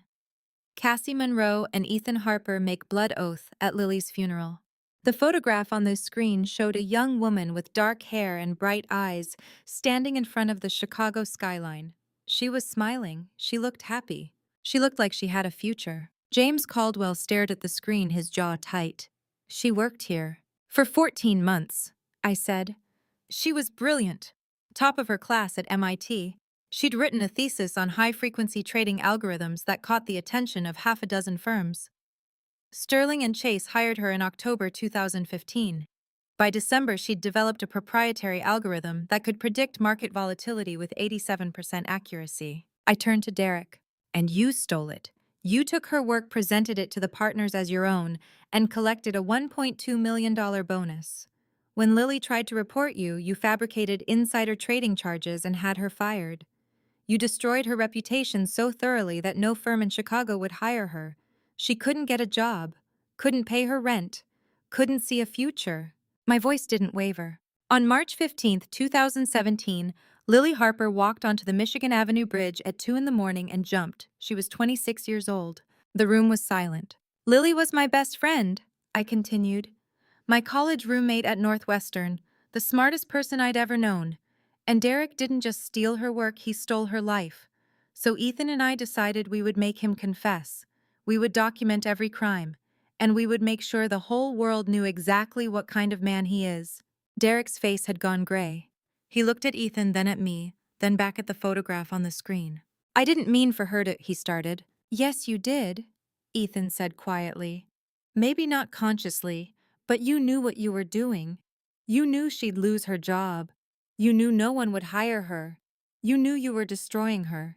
You just didn't care. James Caldwell cleared his throat. Mrs. Blackwell, I need to understand how much of this evidence is admissible in court. All of it, I said. The FBI issued a Title III wiretap warrant in January 2021. Federal law supersedes Illinois's two-party consent law. Every recording Ethan made under that warrant is legally admissible. Plus, Derek's office phone was covered under Sterling and Chase's workplace monitoring policy, which he signed in 2014. The company has the right to record any call made from a company line. I clicked to the next image, a signed document with Derek's signature at the bottom. And the Klaus Vandenberg calls, I continued. Those were routed through New York, a one-party consent state. Every word Derek said is evidence. One of the board members, a younger man named David Walsh, spoke for the first time. What about the videos? Recorded on Ethan's phone during meetings he attended with Derek, I said. 63 clips over 7 years. Derek invited Ethan to strategy sessions, client meetings, private dinners. Ethan recorded everything, and every single recording was made with FBI authorization. David looked at Ethan. You wore a wire for 7 years. No, Ethan said. I wore a wire for my sister. Derek surged to his feet, his chair clattering backward. This is entrapment, you set me up. Entrapment requires law enforcement to induce someone to commit a crime they wouldn't otherwise commit, I said calmly. You were already embezzling funds, defrauding charities, and stealing client data before Ethan ever met you. He didn't make you do anything, Derek. He just made sure there was a record. Derek's hands were shaking. Why go through all this? Why not just turn me in 7 years ago? Because a civil lawsuit wouldn't have been enough, I said. You would have settled, paid a fine, moved to another firm, and in 5 years, you'd be doing the same thing to someone else. We needed a federal case, a RICO prosecution, a pattern of criminal activity spanning multiple years and multiple victims. We needed you to bury yourself so deeply that you'd never get out. I stepped closer, and you did, Derek. You buried yourself. Every lie you told, every dollar you stole, every family you defrauded. Ethan and I just made sure someone was watching. James Caldwell stood slowly. Mrs. Blackwell, what happens now? I looked at the 15 faces around the table, board members, partners, men who'd worked alongside Derek for years. Now, I said, now you see the rest. But the recordings were just the beginning. Derek thought the prenup protected him. He had no idea I'd rewritten the rules of the game. I clicked to the next slide. Prenuptial agreement, August 10th, 2020. Signed. 2 days before wedding, August 12th, 2020. Drafted by Paul Winters, Esquire. Derek Blackwell's attorney. Reviewed by Margaret Campbell, Esquire. Cassie Monroe's independent counsel. Derek insisted on a prenup, I said, turning to face the room. He was terrified I'd take his money in a divorce, so I agreed. But I added a clause buried on page 11, paragraph 4. Derek's attorney read it. Derek didn't. I clicked again. Clause 11.4, liquidated damages for fraud. In the event that either party engages in financial fraud, embezzlement, or material misrepresentation during the marriage, the breaching party shall pay liquidated damages of $5 million to the non-breaching party, in addition to a division of 100% of marital assets in favor of the non-breaching party. Derek stared at the screen, his face draining of color. You didn't read it, I said calmly. You just signed. Because you were so confident I had nothing. But here's the thing, Derek, fraud isn't just lying to me. It's lying to clients, lying to investors, lying to the government, and you've been doing that for 7 years. I clicked to the next slide. Prenup enforcement calculation, liquidated damages $5 million, marital assets subject to division. Derek's equity stake in Sterling and Chase, $3,200,000. Blackwell Scholarship Fund, recoverable balance, $1,100,000. Joint home equity, $800,000. Joint accounts, $200,000. Total marital assets, $5,300,000, 100% to Cassie Monroe. Total prenup payout, $10,300,000. One of the board members, Richard Hayes, leaned forward, his eyes scanning the numbers. $3.2 million in equity. Derek owns 0.4% of Sterling and Chase, I said. At an $800 million valuation, that's $3.2 million. As of tonight, that equity belongs to me, along with the remaining balance in the Blackwell Scholarship Fund, $1.1 million that Derek hasn't stolen yet, and our joint home in Lincoln Park. Derek's voice was barely audible. You can't do this. I can, I said. And I am, but wait, there's more. I clicked again. Debt acquisition summary. MC Ventures purchased $28 million of Derek's debt for $11,200,000 and 40 cents per dollar. As creditor, MC Ventures can now demand immediate repayment or seize collateral. Derek's remaining assets: salary at Sterling and Chase, garnished wage garnishment order, personal vehicle, 2022, Porsche 911, seized Patricia Blackwell's estate, $4.2 million. Inaccessible, irrevocable trust. Net worth after prenup enforcement, plus debt collection, minus $17,700,000. You thought you were rich, Derek, I said quietly. But you've been bankrupt for 3 years. You just didn't know it. I own your debts, I own your assets, and after tonight I own your future. Derek collapsed back into his chair, his hands trembling. This can't be happening. James Caldwell set down his pen and turned to me. Mrs. Blackwell, I assume you're presenting this to us because you want Sterling and Chase to take action. I'm presenting this because in about 5 minutes, FBI Special Agent Sarah Reynolds will walk through that door with an arrest warrant. I wanted you to see the evidence first, because when Derek is gone, Sterling and Chase will need new leadership. And I'm prepared to offer a $50 million capital injection in exchange for a board seat and a commitment to compensate Derek's victims. The room went silent. James stared at me. You want a board seat? I already own 19% of this firm, I said. I could have demanded a seat years ago, but I waited, because I wanted you to understand exactly who Derek Blackwell is before I stepped into the light. I turned to face Derek. You spent 4 years thinking I was nothing. A struggling writer, a burden, someone you could humiliate at parties and dismiss in boardrooms. But the truth is, Derek, I've been 10 steps ahead of you since the day we met. I married you to destroy you, and tonight that's exactly what I'm doing. Derek's voice cracked. Why go through all this? Why not just turn me in 7 years ago? Because Lily Harper deserved more than a settlement, I said. She deserved justice, real justice. The kind that puts you in federal prison for 20 years. The kind that strips you of every dollar you stole, every lie you told, every life you ruined. So Ethan and I built a case, a federal RICO case. Wire fraud, mail fraud, embezzlement, charity fraud, securities violations, and we made sure every single crime was documented, recorded, and admissible in court. I stepped closer. You killed my best friend Derek. You stole her work, destroyed her reputation, and drove her to suicide. And then you spent 7 years doing the same thing to 247 other families. You're not just a thief, you're a predator. And tonight the world is going to know it. Derek's face twisted with rage. You're insane, The door opened. A woman in a navy suit stepped inside, holding a black leather credential case. Behind her, 2 more agents in FBI windbreakers flanked the doorway. Special Agent Sarah Reynolds, FBI, she said, her voice calm and authoritative. She looked directly at Derek. Derek Blackwell, I have a warrant for your arrest on charges of wire fraud, mail fraud, embezzlement, and conspiracy to commit racketeering. Derek stood abruptly, his face draining of color. This is entrapment. I want a lawyer. You'll have the opportunity to call an attorney once we're at the field office, Agent Reynolds said. But before we take you into custody, Mrs. Blackwell has requested a few more minutes. There's someone here who deserves to speak. She looked at me. I nodded. Thank you, Agent Reynolds. She stepped back, positioning herself near the door. The 2 agents remained in the hallway. James Caldwell turned to me.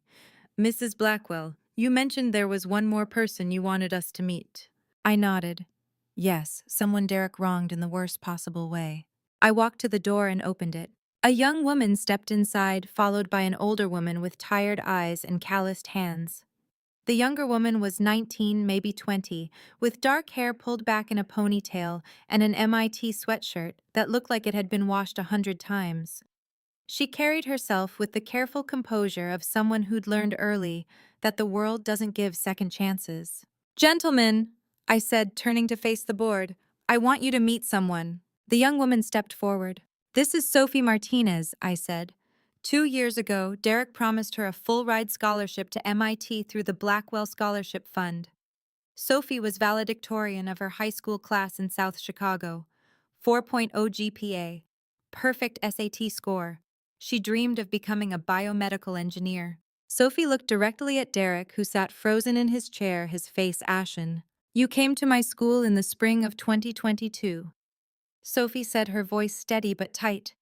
You gave a speech about how education changed your life. You said you wanted to give kids like me the same opportunity. You promised me $320,000 for 4 years, at MIT, tuition, room, board, everything. You handed me a certificate in front of the entire school. My family celebrated. My mother cried. We thought our lives were about to change. I clicked the remote. The projection screen flickered to life. Blackwell Scholarship Fund Certificate. Awarded to Sophie Martinez. Amount $20,000. Full scholarship, 4 years. Institution Massachusetts Institute of Technology. Signed by Derek Blackwell, founder. Date April 15, 2022. The certificate filled the screen, official letterhead, Derek's signature in bold black ink, a gold seal in the corner. Sophie's voice cracked slightly. But when I showed up at MIT for orientation in August 2022, the financial aid office had no record of the scholarship. They said no payment had been received. My mother called your office 14 times. You never called back. We had 48 hours to pay tuition or I'd lose my spot. My mother sold her car. We borrowed $50,000 from relatives. Now I'm $80,000 in debt, working 2 jobs just to stay in school. The older woman, Sophie's mother, Maria Martinez, stepped forward. Her voice was quiet but fierce. My daughter should have been free, she said, looking at the board members, not at Derek. She earned that freedom herself with her own hard work, and this man stole it from her. I clicked to the next slide. Blackwell Scholarship Fund, full breakdown 2021 to 2023. Total funds raised $12,400,000. Scholarships promised. 2021, 60 students. 2022, 80 students, including Sophie Martinez. 2023, 107 students. Total 247 students. Scholarships actually awarded $0. Administrative costs declared $11,800,000, 95%. Remaining balance $600,000, 5%. Actual destination of $11.8 million. Derek Blackwell's offshore accounts. Cayman Islands, Bahamas. The room went silent. Sophie isn't alone, I said. There are 246 other families just like hers. Kids who were promised a future. Parents who made sacrifices based on Derek's lies. I've contacted every single one of them. 198 have agreed to join a class action lawsuit.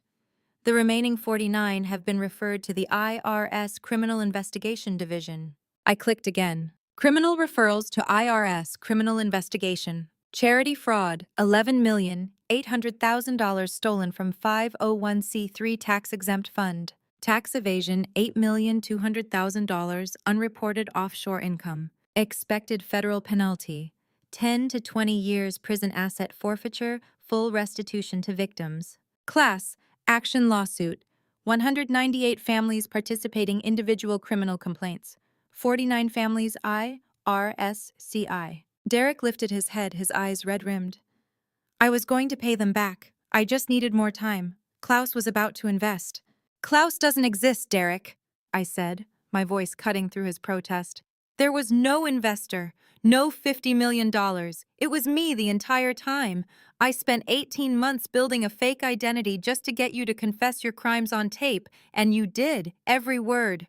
I clicked to the final slide. Klaus Vandenberg, fabrication process. Total investment in deception, $180,000. Components. Website, Zurich office rental, planted articles. Financial Times, Bloomberg, $120,000. AI deepfake voice synthesis software, $35,000. Fake track record, LinkedIn profile, receptionist service, $25,000. AI deepfake calls with Derek Blackwell, 67 recorded conversations. Derek's recorded admissions. I've been creative with off-book opportunities, client money mostly, small amounts they won't notice. The charity money is just sitting there. I'll replace it later when the Klaus deal comes through. I need to move $8 million without the firm noticing. Can you structure it as a private placement? You confessed everything, Derek, I said quietly. And I have every word. Derek's head dropped into his hands. His shoulders shook. James Caldwell turned to Sophie. Ms. Martinez, what do you need from Sterling and Chase? Sophie looked at him, surprised. I don't know. I just wanted someone to know what he did. I wanted people to understand that we're not numbers. We're real. We had dreams. You'll get your scholarship, James said firmly. Sterling and Chase will cover your remaining tuition room and board for the next 2 years. And we'll work with Mrs. Blackwell to establish a victims' compensation fund for the other families. You have my word. Sophie's eyes filled with tears. Thank you. Maria Martinez reached for her daughter's hand. Agent Reynolds stepped forward from her position near the door. Mr. Blackwell, it's time. Derek stood slowly, his movements mechanical. He looked at Sophie, then at me. You destroyed me, he whispered. No, I said. You destroyed 247 families. You destroyed Lily Harper. You destroyed every person who trusted you. I just made sure there was a record. Agent Reynolds gestured to the two agents in the hallway. They stepped forward. Derek Blackwell, she said, you have the right to remain silent. Anything you say can and will be used against you in a court of law. You have the right to an attorney. If you cannot afford an attorney, one will be appointed for you. The agents moved to either side of Derek. But before they could cuff him, Derek reached into his jacket pocket. Wait, he said, his voice breaking. I can't do this. He pulled out something small and metallic. A gun. The room erupted. Agent Reynolds drew her weapon. Drop it. Drop the weapon now. Derek raised the gun not toward anyone else but toward himself. His hand was shaking. I can't go to prison, he said, tears streaming down his face. I can't. Derek, don't, Ethan said, rising from his seat. But Derek's final move was predictable. He was always a performer. And when the walls closed in, he reached for the oldest trick in the book. Derek stood abruptly, his chair clattering backward, his voice cracked with desperation. You destroyed me. You took everything. What am I supposed to do now? Just give up? I remained perfectly still. That's exactly what I expected you to do. Derek's hand moved toward his jacket pocket. Maybe I should just end this right now. Several board members shifted in their seats.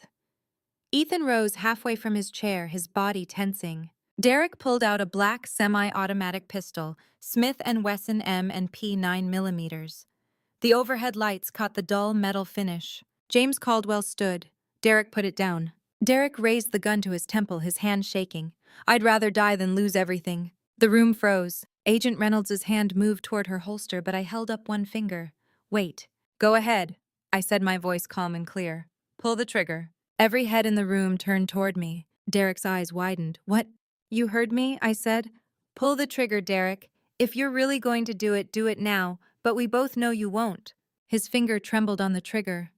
You think I don't have the courage? I know you don't, I said. Because 2 weeks ago, Ethan replaced the ammunition in that gun with dummy rounds.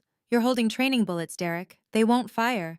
But more importantly, I clicked the remote. The projection screen flickered. Derek Blackwell rehearsal video. Recorded, hidden camera. Derek's office. Sterling and Chase. Date, February 18th, 2024. 11:47 p.m. Duration, 4:32. The video began to play. The screen showed Derek's office at night, empty except for Derek himself standing in front of the floor-to-ceiling window with the Chicago skyline behind him.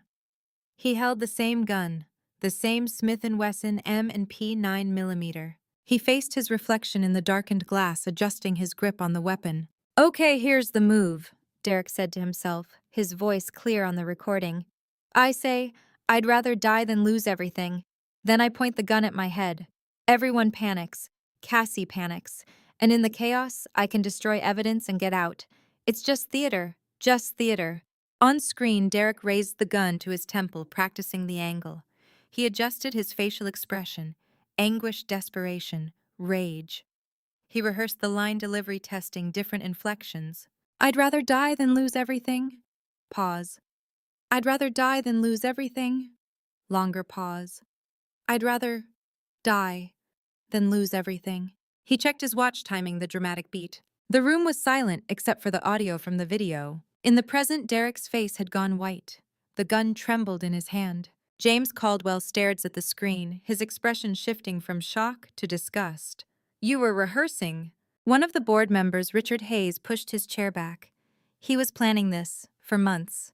I stood and walked slowly toward Derek. You were never going to pull the trigger. You're too much of a coward. But you were willing to let everyone in this room think you might to manipulate us to buy time to escape justice. That's who you really are, Derek. A performer, a fraud. And your final act just ended. Derek's hand dropped. The gun clattered to the floor. He fell to his knees. Please, he whispered, his voice breaking. Cassie, please. I'll pay everyone back. I'll fix this. You can't fix this, I said quietly. You can't fix Lily. You can't fix Sophie. You can't fix the 246 other children whose futures you stole. And you certainly can't fix yourself. Agent Reynolds stepped forward, nodding to the two agents in the hallway. They entered and moved toward Derek. "Derek Blackwell," Agent Reynolds said, pulling handcuffs from her belt.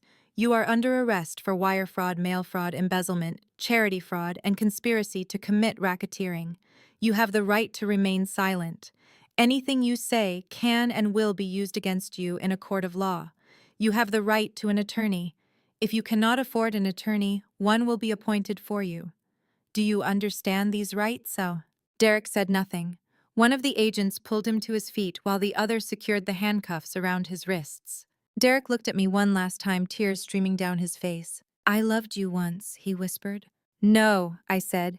"You didn't. You only loved yourself. And now you'll have 20 years in federal prison to think about that." The agents led him toward the door. Derek's legs barely supported his weight. He looked back at the boardroom, at James Caldwell, at the 11 directors, at Ethan, at me. Then he was gone. The door closed. For a long moment, no one spoke. Agent Reynolds picked up the gun from the floor with a gloved hand, checked the magazine, and shook her head. "Dummy rounds, every single one." She looked at me. "You knew." "Ethan told me 2 weeks ago," I said. When Derek started talking about his contingency plan, Ethan accessed his office after hours and swapped the ammunition. We couldn't let him hurt himself. We needed him alive to face trial. James Caldwell sank back into his chair. "How long have you known about the rehearsal video?" "Since February 19th, I said. "The hidden camera in Derek's office has been recording for 3 years. Ethan installed it with FBI authorization under the Title III warrant. We have hundreds of hours of footage. This was just the most theatrical." Richard Hayes rubbed his face with both hands. "I've worked with Derek for 12 years. I had no idea." "That's how predators operate," Ethan said quietly. "They're charming, convincing. They make you believe you know them, but you never do." Agent Reynolds turned to James. "Mr. Caldwell, I'll need you and your team to remain available for depositions over the next few weeks. We'll be building the federal case, and your cooperation will be essential." James nodded. "You'll have everything you need." Agent Reynolds looked at me. "Mrs. Monroe, 9 a.m. tomorrow at the field office. We'll go over your testimony and the evidence you've compiled." "I'll be there," I said. She nodded and followed her colleagues out of the room. The door closed again. The 15 of us sat in silence, board members, Ethan, James, and me.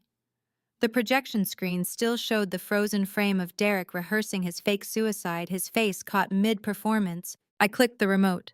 The screen went black. Sophie Martinez and her mother had left quietly during the arrest, but I could still see the weight of Sophie's words hanging in the air. "We're not numbers. We're real. We had dreams." James Caldwell cleared his throat. "Mrs. Monroe, what happens now?" I looked around the table at the faces of men who an hour ago had thought they were attending an anniversary party. Men who now understood they'd been working alongside a criminal for over a decade. "Now," I said. "Now we make sure every single family gets justice. We establish the compensation fund. We work with the FBI to recover every stolen dollar. And we make sure Derek Blackwell's name becomes a warning, not a legacy." Richard Hayes spoke. "And Sterling and Chase." "Sterling and Chase cooperates fully with federal investigators," I said. "You implement new compliance protocols. You audit every client account Derek touched. And you prove to the world that this firm is more than one man's crimes." James met my eyes. "And your board seat?" "We'll discuss that tomorrow," I said. "After the FBI deposition. After we've had time to process tonight. But yes, I want that seat. And I want to use it to make sure this never happens again." As Derek was led away, the board sat in stunned silence. But my work wasn't finished. There were still consequences to enforce. I didn't sleep that night. At dawn on August 13th, I drove to the FBI field office on West Roosevelt Road and sat in a small conference room with Agent Reynolds watching Derek's arraignment on a closed-circuit monitor. The courtroom was sterile white walls, fluorescent lights, the Great Seal of the United States mounted above the judge's bench. Derek stood in an orange jumpsuit, his hands cuffed in front of him, flanked by 2 U.S. Marshals. His public defender, a tired-looking woman in her 40s, stood beside him with a stack of documents. The magistrate judge read the charges. United States of America versus Derek Michael Blackwell. Count 1 through Count 23 wire fraud in violation of Title 18. United States Code, Section 1343, Count 24, conspiracy to commit racketeering in violation of Title 18, United States Code, Section 1961.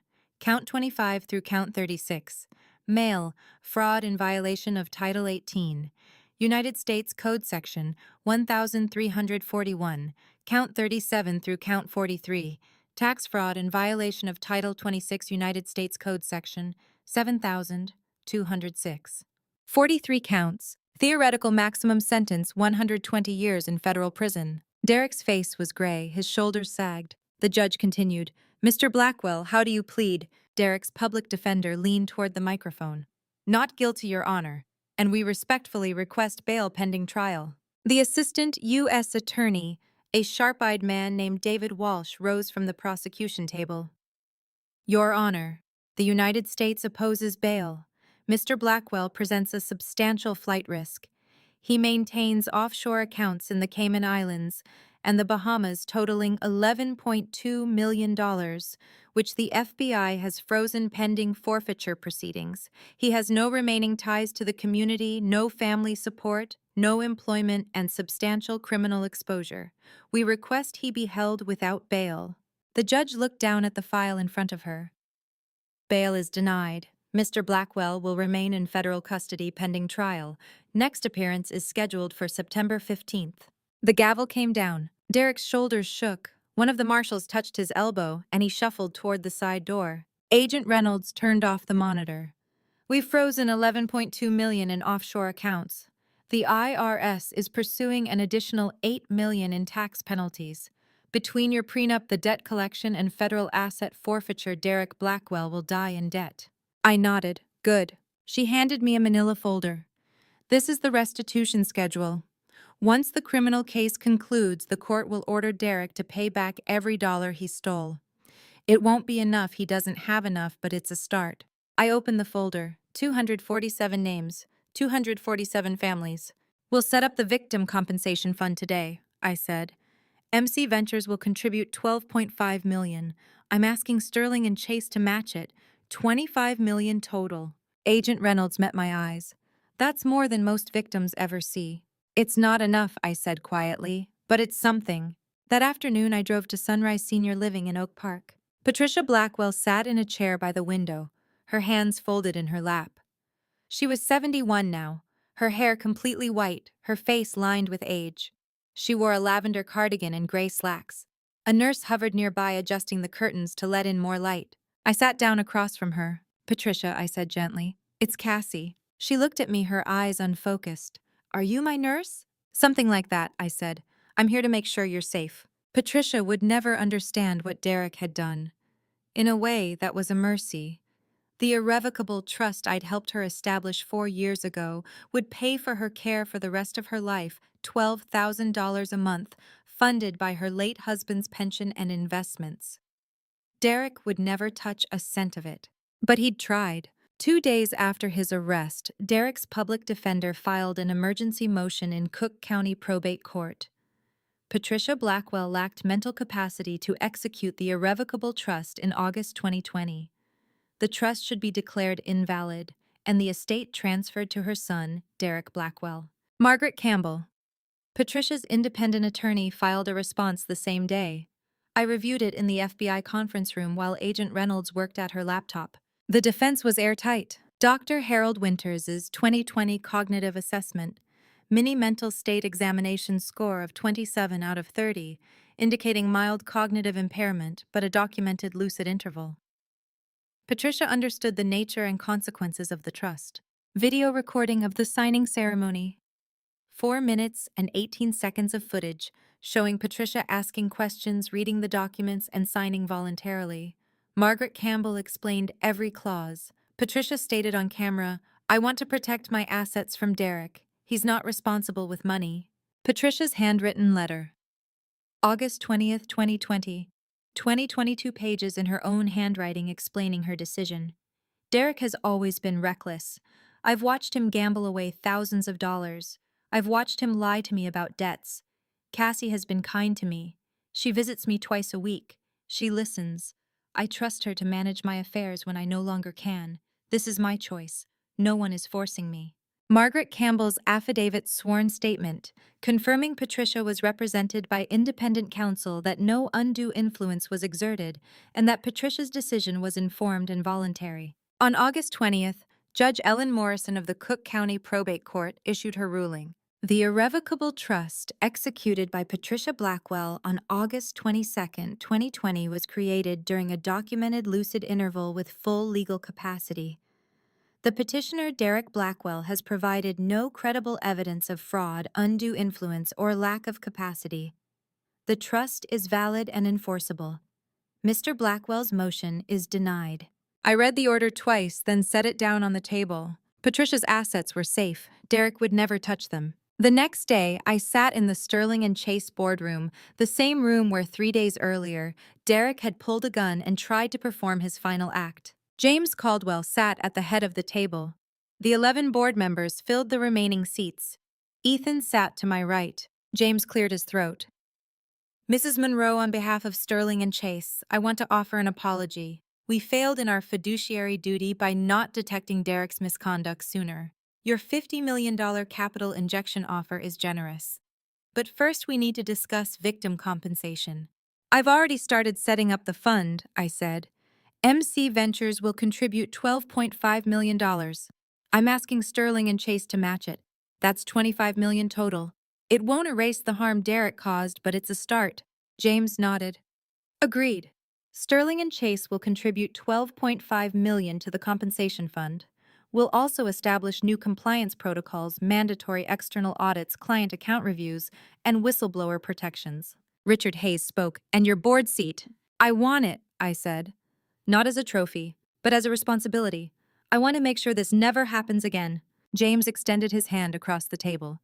Then welcome to the board, Mrs. Monroe. I shook his hand. Ethan leaned back in his chair, a faint smile on his face. The legal consequences were just the beginning.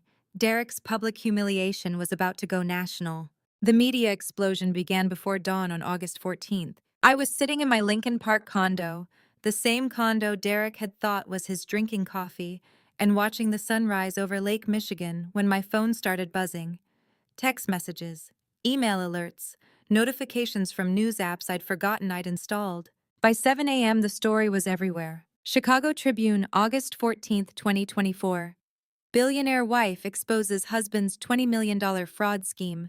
Bloomberg, August 15, 2024. Sterling and Chase executive arrested on RICO charity fraud charges. Forbes, August 20th, 2024. Meet Cassie Monroe, the secret billionaire who took down her own husband.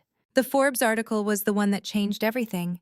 They'd sent a photographer to my new office, a glass-walled corner suite in the Willis Tower, with views that stretched all the way to the horizon.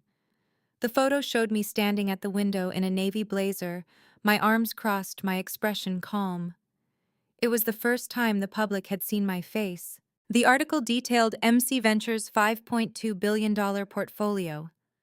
47 companies, 15 years of building an empire in silence, and then it quoted me directly. This was never about revenge. It's about justice for the people Derek hurt. Lily Harper, Sophie Martinez, 246 other families who trusted him. They deserved better, and now finally they'll get it.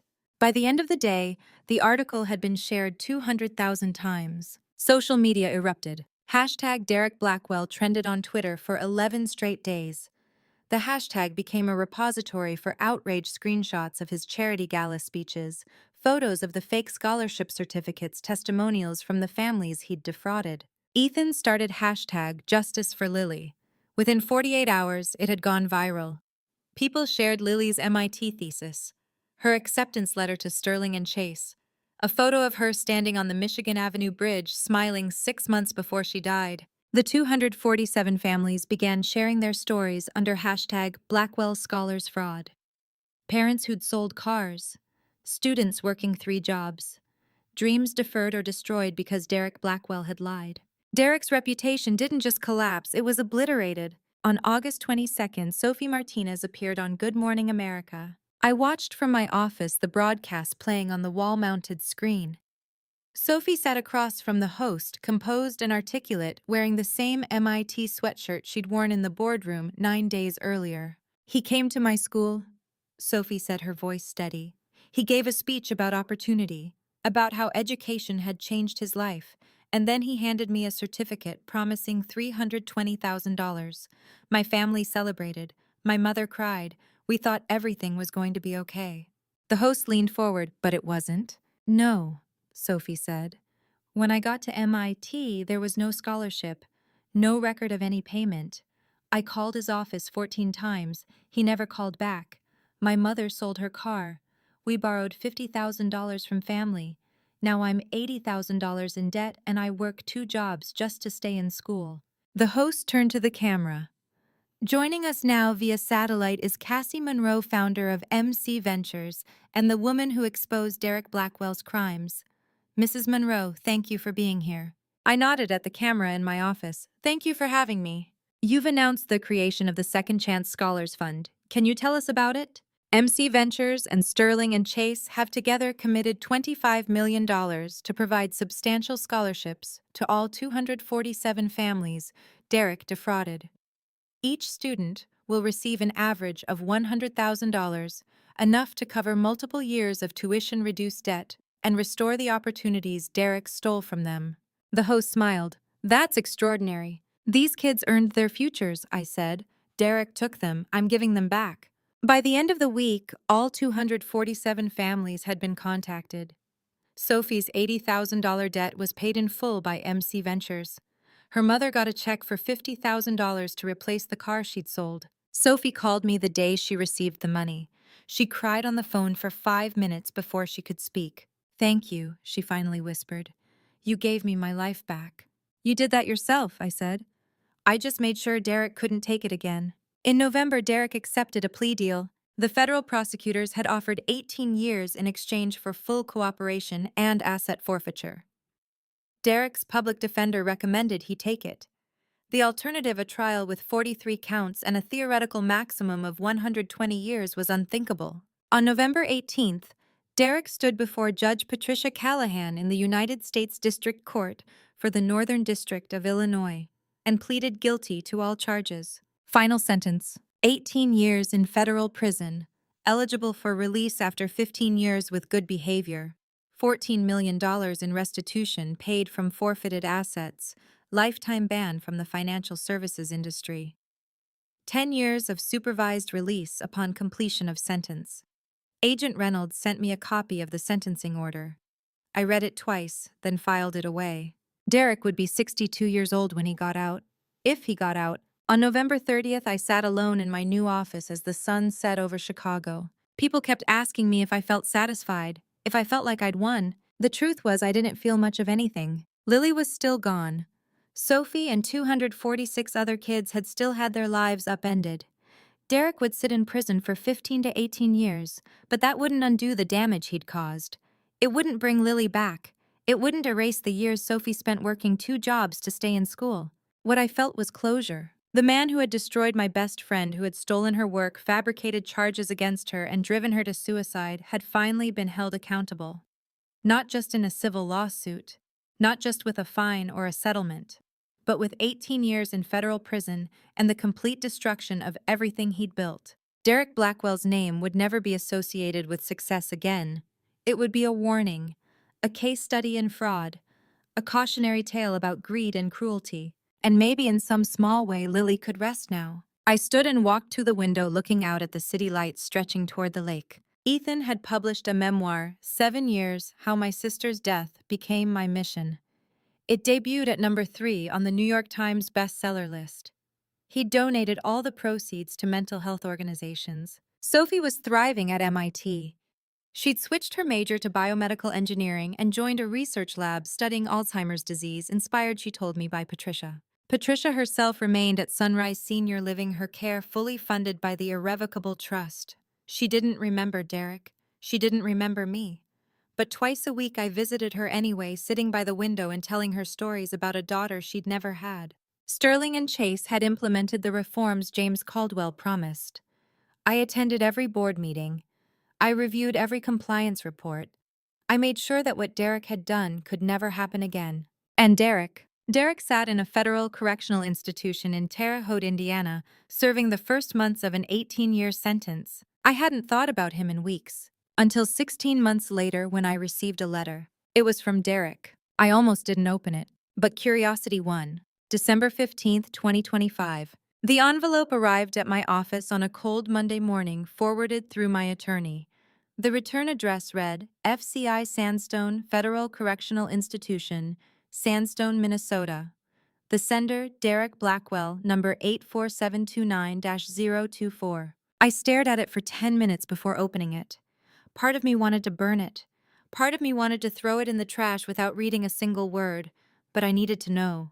I slid my finger under the flap and pulled out 2 handwritten pages. Cassie, I don't expect forgiveness. I don't even expect you'll read this. But I need to say it anyway, I'm sorry. Not because it will change anything, but because it's true. I've had a lot of time to think in here, about Lily, about Sophie, about all the people I hurt. I told myself I was smart, that I deserved success. But the truth is, I was a coward. I always took the easy way, and it cost me everything. You were right. I never loved you. I only loved the image of you, the perfect, silent wife, who made me look better. I'm ashamed of that now. I heard about the scholarship fund. Thank you for doing what I should have done. Those kids deserved better.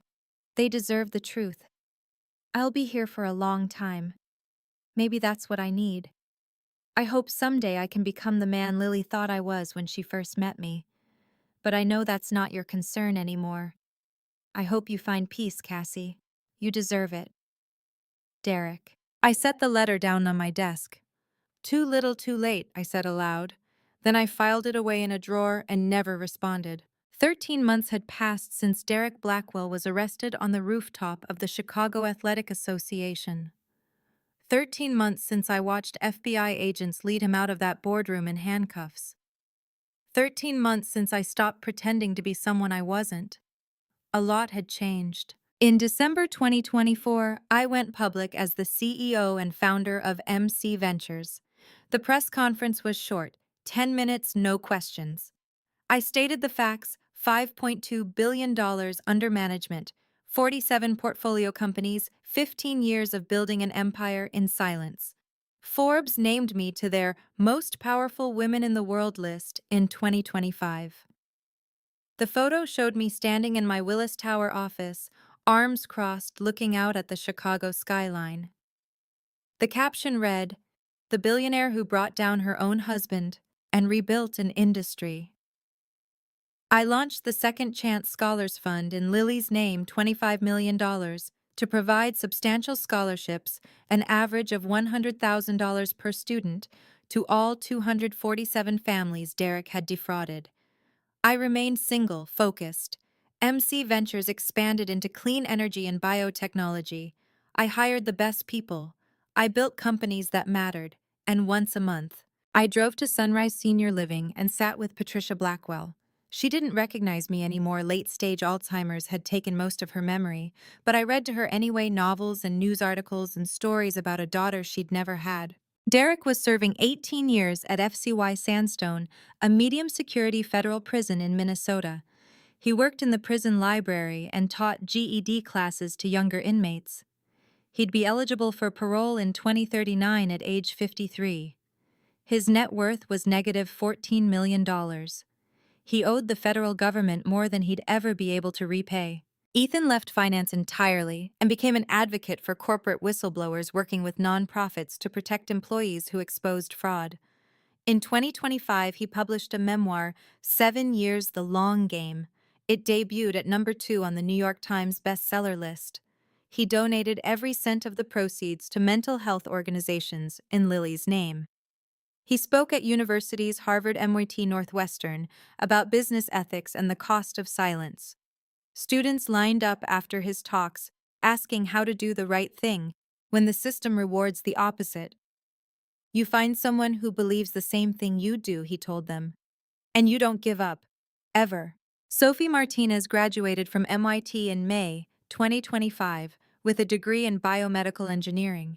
She'd been hired by a medical device startup in MC Ventures' portfolio, designing prosthetics for children, affordable, adaptable, life-changing. She became the public face of the Second Chance Scholars Fund, speaking at fundraisers and high schools across the country. Cassie Monroe gave me my life back, she said in every speech. I'll spend the rest of it making sure no other child goes through what I did.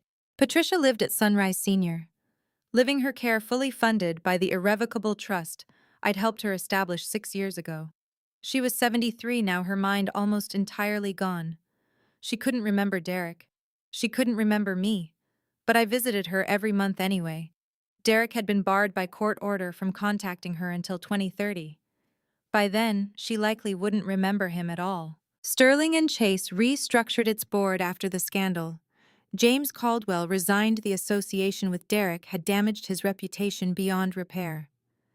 I declined the board seat, but remained a 19% shareholder. The firm paid $18 million in restitution to the clients Derek had embezzled from and implemented new compliance protocols, external audits, and whistleblower protections. Ethan consulted on the design. FBI Special Agent Sarah Reynolds was promoted to Assistant Special Agent in charge of the Financial Crimes Division. She used Derek's case as a training model for new agents: how to build a RICO case, how to work with cooperating witnesses, how to document evidence that would hold up in court. In an interview with the Chicago Tribune, she said, "Mrs. Monroe's documentation was the most meticulous I've seen in 20 years. She did half our job for us." December 20th, 2025. I stood in my office looking out at the Chicago skyline. The city stretched toward the lake, glittering in the late afternoon sun. On my desk sat a framed photograph of Lily Harper, taken at her college graduation in 2013. She was smiling, her cap tilted slightly to one side, her whole life ahead of her. I picked up the frame and spoke to the image. "We did it, Lily," I said quietly. "He can't hurt anyone else. I hope that's enough. I hope you're finally at peace." There was a knock at the door. Ethan stepped inside. "You ready? The scholarship ceremony starts in an hour." I set the photo back on my desk. "Ready. Let's go meet the next generation."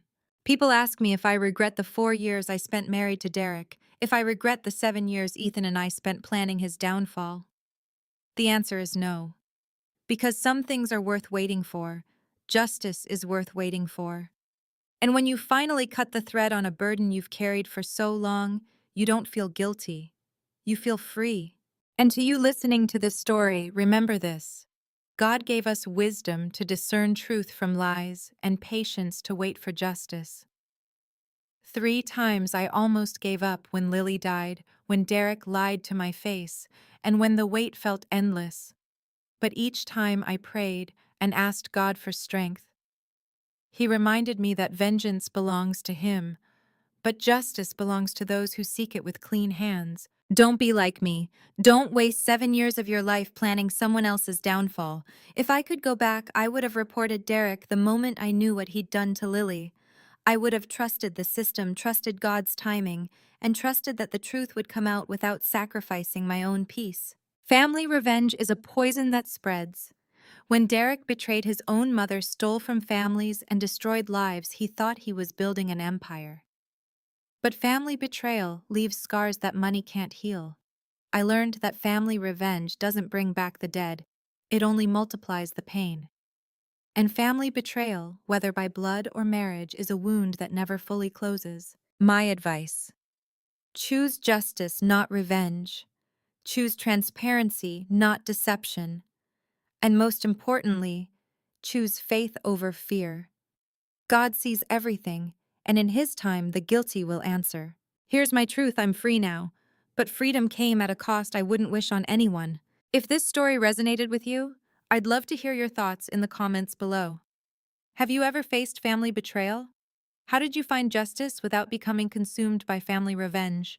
Share your story. You never know who might need to hear it. And if you found value in this, please hit that subscribe button and share this video with someone who needs a reminder that justice, not vengeance, is the path to peace. Thank you so much for staying with me until the very end. I know this was a long journey, but I hope it left you with something meaningful. A final note: the stories I share may contain fictionalized elements created for educational and reflective purposes. If this content isn't for you, feel free to explore other videos that better suit your preferences. Take care, and I'll see you in the next one.